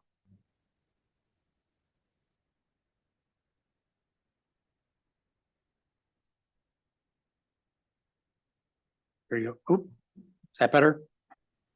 Yeah, so you can see where the woods are in here. Your 100-year floodplain is coming through this area right here. And our road is gonna go north of that floodplain and totally stay out of that. It's on the south side of that ditch. So we're not talking, that conservancy wouldn't be impacted with any grading or development or anything. And there's that detention basin, the little green rectangle that I thought was a park or something. That's right there. So if we're to follow what could be developed in that area, then we're really saying that maybe half of those parcels are developable, since the comment was made that we would never develop the area where the tree line is. Am I understanding that correctly? We would never what? We could never develop the top half of both of those parcels because where the tree line is, because of the fact that that's where we can. Right, only They're currently in a conservation easement from the original plats that was done years ago. So this is a little misleading. It makes it look a little bit bigger than what can actually be developed then. Is it misleading or is that's just what's in the 76 acres? I don't feel like I've been misled at all about it. This is still my comment time. So we're not engaging back and forth yet. Well, I'm allowed to make a comment, Robert. Thank you, Joe, for clarifying that. And if I may, Robert, the two parcels that Occupy owns, those already have CSMs that are done for them, so they've already been divided. And it shows the gross is like 23 acres and the net is 11 plus or minus acres. And that corresponds to the revenues that are being generated in the TID plan where it breaks out the MLG, the STOTS, the one other one, and then the Occupy. So there it is the TID revenue is based on the 11 developable acres on the south side of those two properties. Okay. Yeah, I was gonna echo the same comment that what you see in the project plan for proposed development does not assume full yellow site build out. And the reason that I brought that up before I was corrected is that we had received public comment at a prior meeting concern about how would we deal with the fact that that area was on such a slope and a hill. So. Okay. Additional question would be, since there was the comment made that from staff that we would be impacting other capital improvement projects if we decided to finance one or both of the infrastructure improvements, that what's our ability to okay, for example, we know that the road we know that 113 or State Highway 19 Hogan, that's not until 2026 is when that would have to be borrowed against if we did not create a TID. That's a true statement. So if that were the case, we would have the ability to pass a budget that would be inclusive of that debt service so that we are not taking away from capital improvement projects in other areas, correct? If we so desired as a board in 2026. That would be correct. Okay. Because 2026 capital improvements have not been officially adopted. Okay. It would, there'd be a lot of, could be tax ramifications if we tack that on top of what was already in the plan, but. Right. Yes. Okay. I just wanted, while I appreciate staff's want to have this TID and you guys went all out because you brought the school board out here.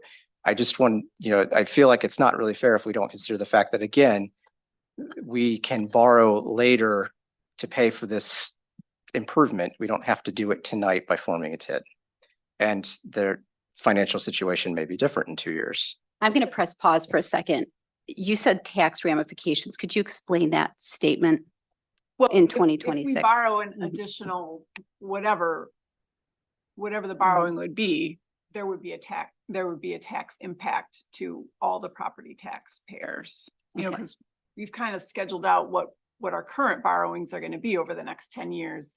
If we added more borrowing, it would obviously increase the tax rate. Okay. I can help with that with some context. And when we were together talking about the Hogan 19113 road intersection, we wondered that question. What if that intersection were paid for as just a village borrowed project? We did ask Todd Taves to run $2.5 million borrowing, and what would occur in that case. I'm going to share my screen with that spreadsheet. Okay. I might have to do some zooming here. Again, this is just the 2.5 million related to improvements. Well, you could pick whatever you want to spend 2.5 million on. This is the resulting tax impact. And I'll just zoom in here to get to the heart of the matter, and that's that the tax rate would go up by 0.07 points. And on an average home, that bill would go up $34. All right. And Todd, you had, yeah. Yeah, just one point of clarification. So creating the TIF does not obligate us to borrow. Mhm. Secondly, we're gonna more than likely borrow either way. So, you know, the TIF is a way to repay the debt service. The village levy is a way to repay the debt service. In the latter, it's just the village levy that's servicing the debt. In the construct of the TIF, it's the TIF levy, which is comprised of all the jurisdictions. So this isn't a question of borrowing or not borrowing. It's a question of how are we going to pay the debt service? Okay. Thank you for the clarification, and thank you for the information, Renee and Todd.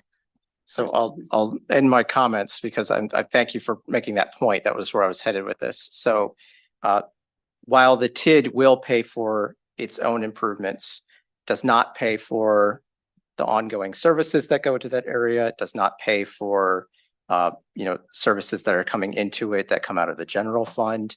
And it certainly, unless you have a time machine, you really don't know if they're going to be able to make improvements to the north side of that that's going to make the payments back. There's a lot of assumptions being made in this case. I would strongly caution, again, that if you're going to vote yes on this and create this TID, that you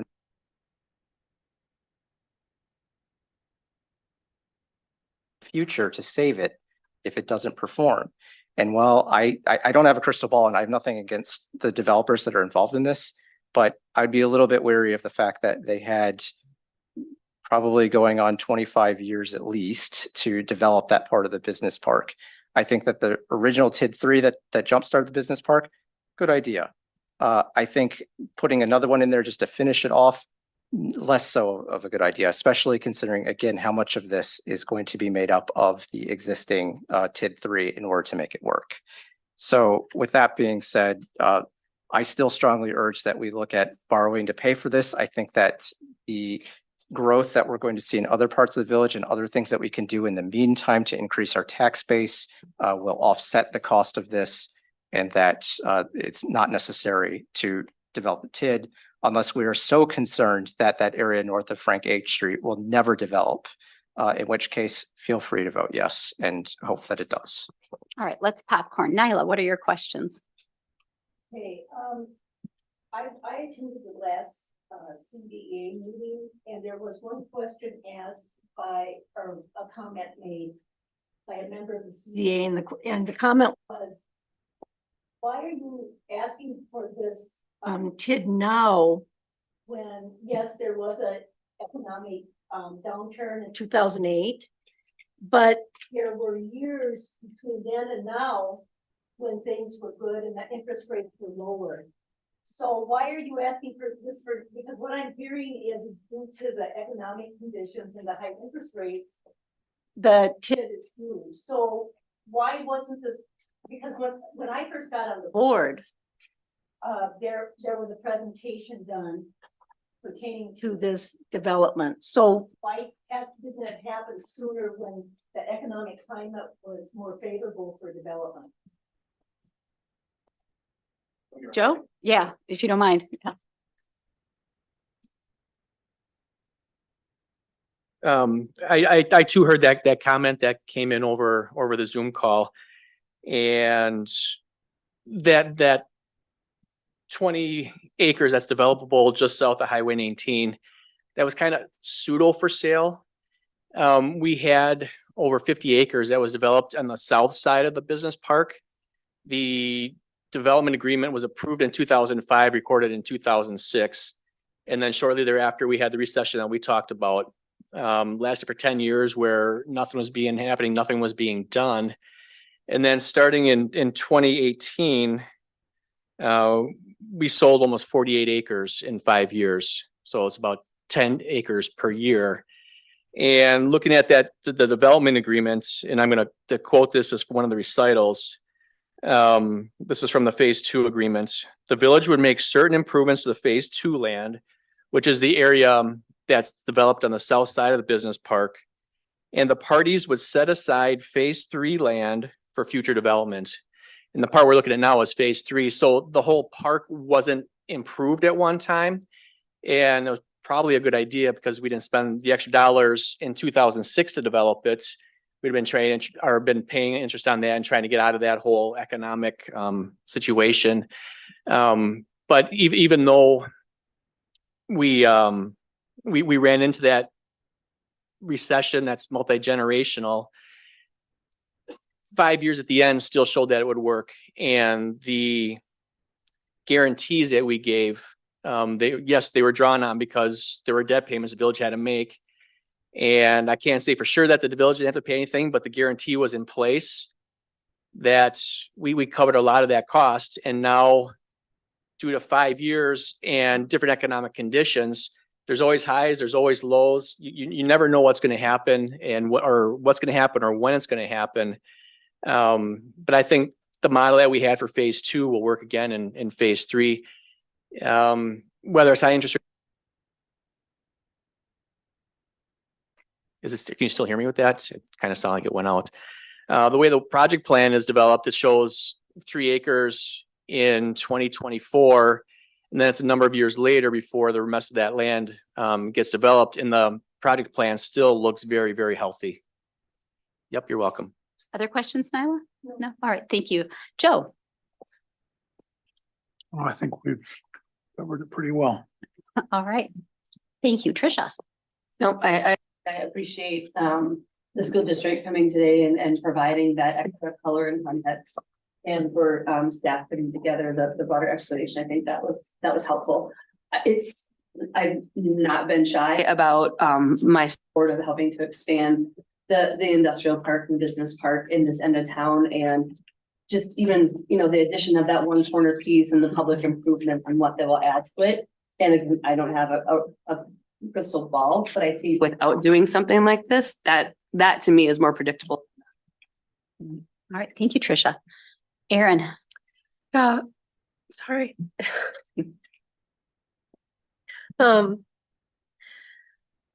I mean, we've really well covered this tonight, and thank you, Steve, for presenting and all the staff for more info.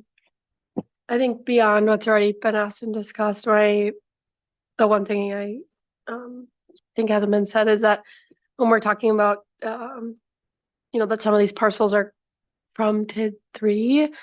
If you look at TID 3, most of the parcels are not coming back into this TID, which I think speaks to the success of the business park's expansion and what it's brought. It's not that the entire business park and that entire TID is now coming back into a new one. So it seems like a very reasonable next step to complete that corner of the entrance of our town in a really thoughtful way.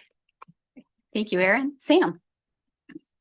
I guess my biggest issue, which is sort of already very report, I happen to work at a business that directly abuts those 2 lots that are undeveloped. And again, robotic automation, it developed just fine without the TID. The road, the utilities, everything are up to the property line already. That's where my biggest skepticism comes from. All right.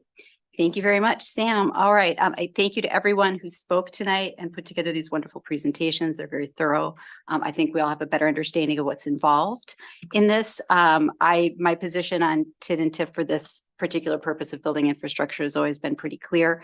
And so I would like to make a motion to adopt the resolution establishing the project plan and boundaries of tax incremental district number 10 in the village of Waunakee. All right. Any discussion on the motion? I would just like to point out a comment that was made earlier. Approving this does not necessarily mean that we're going to, I guess, utilize it necessarily.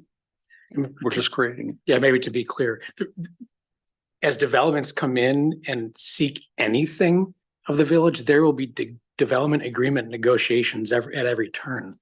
So that will be processed in front of the board.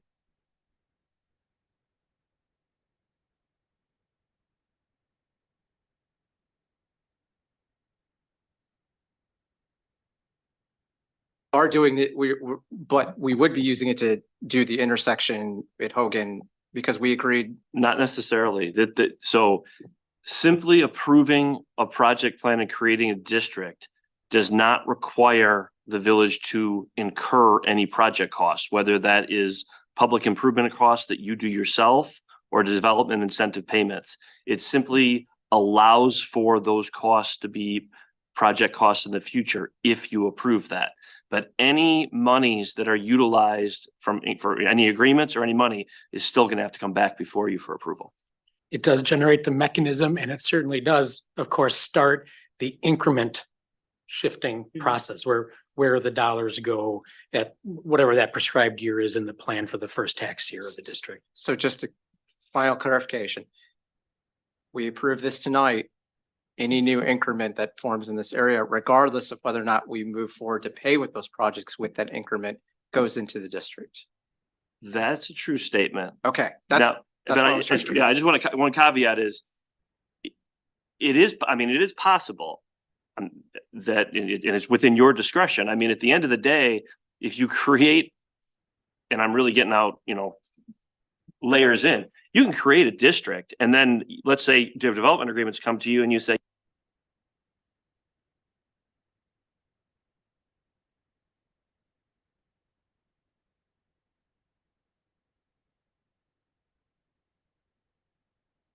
development is essentially what you've predicted, Robert, or at least said is possible. Development occurs without TIF assistance. You always have the ability to close that district at that point in time and say, you know what? Turns out that we didn't need TID for this after all. And now, because there's been development, we want to put that back on the tax rules for everyone. I mean, unless we undertook investments related to infrastructure and are sitting on debt and that's true, but care to use increment. But that's not what we're doing. Yeah, my scenario was that we have not incurred any project costs. Okay, got it. Thank you. All right, any further discussion? All right, seeing none, all in favor? Aye. Opposed? Nay, All right, would we like a roll call vote on that? please. Yes. All right. Nyla Fry, No. Trisha Brown. Yes. Sam Kaufman. No. Kristen Rungy, Yes. Aaron Moran, Yes. Joe Zitzelsberger, Yes. and Robert McPherson. No. All right, motion carries. All right, next, and thank you all for the presentations and the time and the good questions and the public comment today. All of this is very important as we move forward with these projects and consider our options as a village. Very much appreciated. Next item on the agenda today is discuss and take action on vacation and bereavement leave policy for non-represented village employees, and that's on page 71. Todd, I believe that's you. Yep, and I did mention this, was it our last meeting when we approved WPPA? Yes. Or 2 meetings ago, whenever it was, that there were elements of benefits, in particular, the bereavement and the vacation benefit that I was going to be coming back to talk to you about to establish parity with all of our non-represented employees. So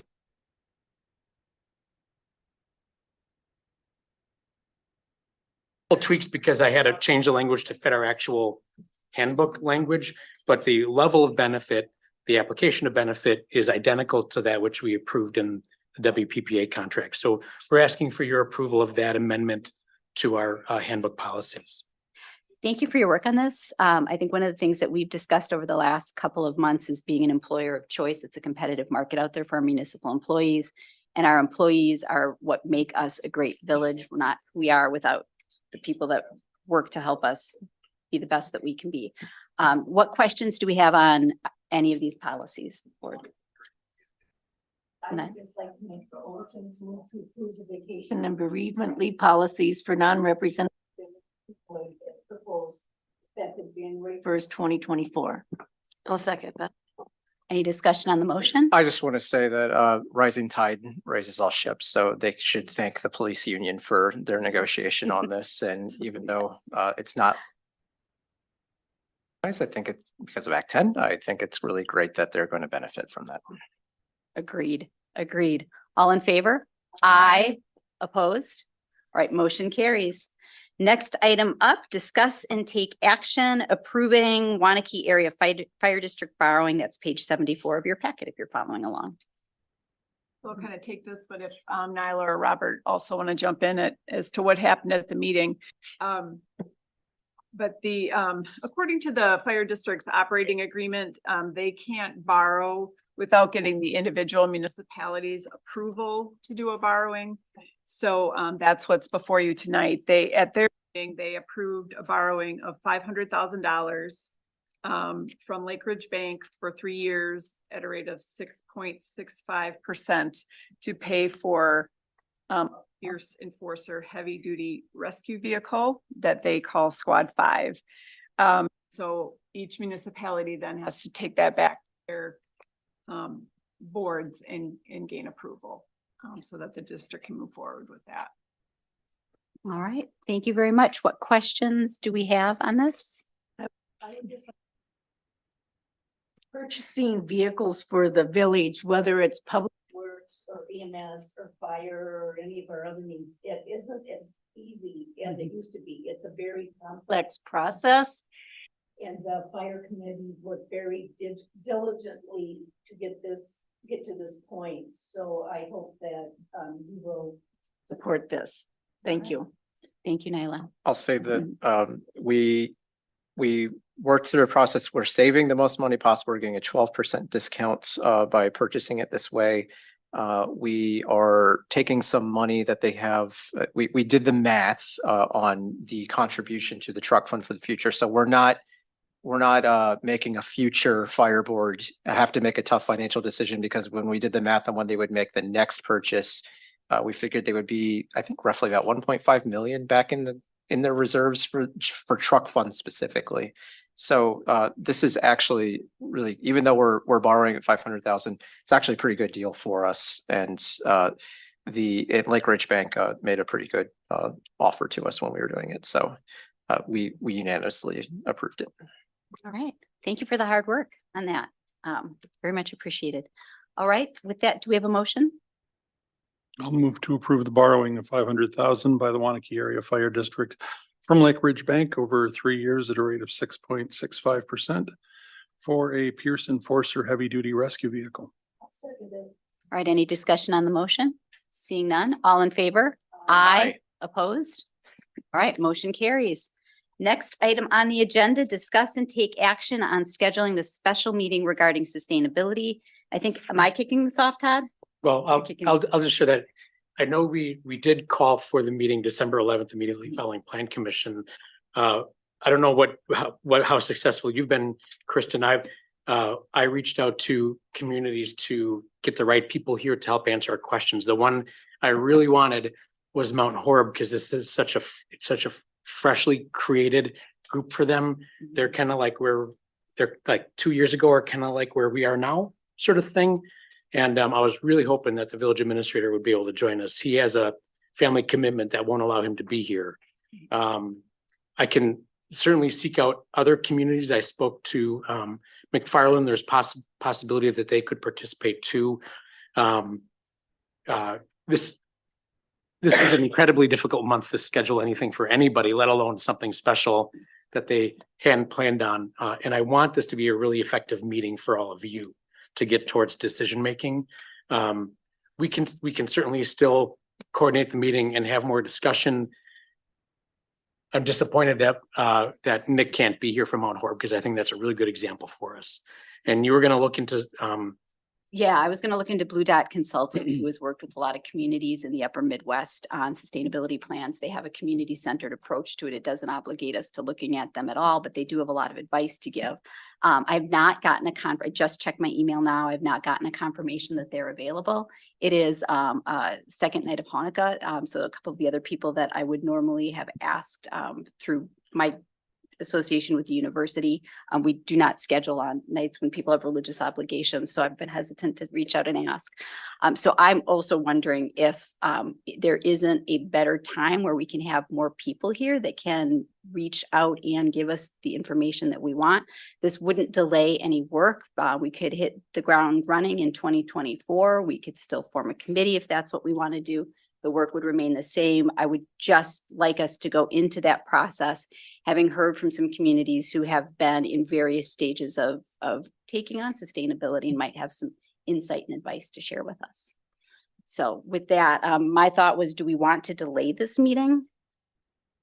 Since we have one of our 3 potential speakers available. yeah, and I think we could take the same approach in January, do the immediately following plan commission. I'm not attempting to delay your discussion. I'm attempting to provide for you the resource to have a really good discussion. Would it, to potentially have a conversation at each one of our committee meetings where it's pretty relevant, or there may be interest, like you mentioned, planning commission, or even park and rec, recreation, CDA, and just discussing that this is something that the board is going to be discussing, whether or not there might be people on those that would be more interested in attending or having a say or some sort of I think that's a great idea. Yeah, I would agree with that. And it might also give us more chance to get community members involved. Again, I'm wondering December 11th it's pretty close. Are we going to have a robust attendance if we want people in the audience?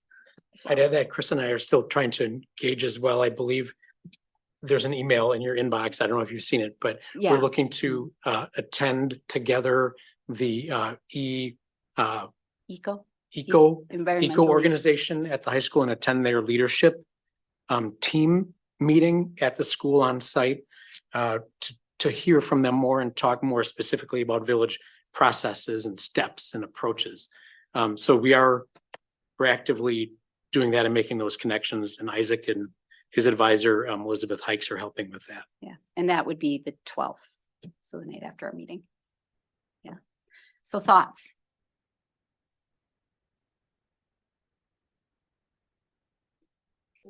I think we might need a motion, but I don't know if we took a, Do we? did we? I don't think we took a motion to schedule that meeting. We just did we? Yeah, we Do did. a You did. motion. So then you would have to have another motion to essentially undo it. That's what you're gonna do. Are we postponing it or undoing it?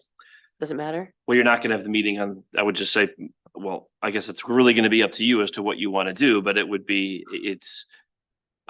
do you want to schedule it for the same night as the plan commission meeting in January? Do you want to wait until your first meeting in January to really kind of get an idea as to how you want to move forward? I mean, I'd like to get some No. confirmation on availability from the Yeah. parties that we'd like to have, and maybe come to at your next meeting with I was gonna ask, potential. yeah, if we also knew enough about is it the 8th, January 8th Plan Commission meeting?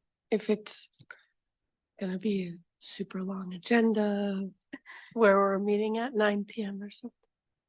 I would move to direct staff to identify a time that works for the presenters and aligns with one of our existing meetings, whether it's the village board meeting or planning commission meeting in January. well, I would just say, I would recommend that your first motion be motion to not hold a special meeting on Monday, December 11th. Since we don't have a second yet, I don't want to, because then I think I would get rid of assuming you're going to do that, I would get rid of the meeting on December 11th, and then I would move on to how, because you're not limited to just one motion on this topic. Okay, then I would move to cancel the December 11th public meeting. Special meeting. I'll second. All right, any discussion? All in favor? Aye. Aye, opposed? Abstentions? Abstaining. All right. then can we just direct staff to identify dates? We don't need a motion for that, You, do we?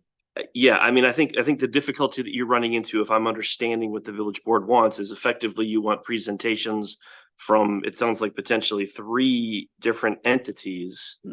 And that is outside of your scheduling control.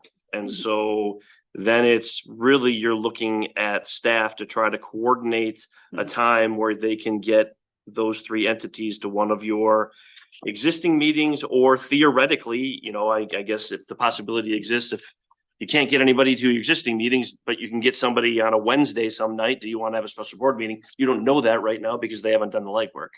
All right. But again, I don't know if, I mean, I'm not exactly sure how you guys want to go proceed on this particular topic. I think we'll direct staff to look at some times that maybe coordinate with our existing meetings. We But maybe won't we delay need a in special finding meeting. those opportunities. Next All right. meeting or 2, we'll get it scheduled. All right, thank you. And thanks for the work on this. You and I've been on the phone a couple of times Mhm. over this week, talking about what are we gonna do? So, all right, with that, it appears that we may have reached the end of our agenda, so we have time for one last motion. I'll second. All in favor? Aye. Opposed? All right, motion carries. We will see you guys in 2 weeks and at committee meetings between now and then.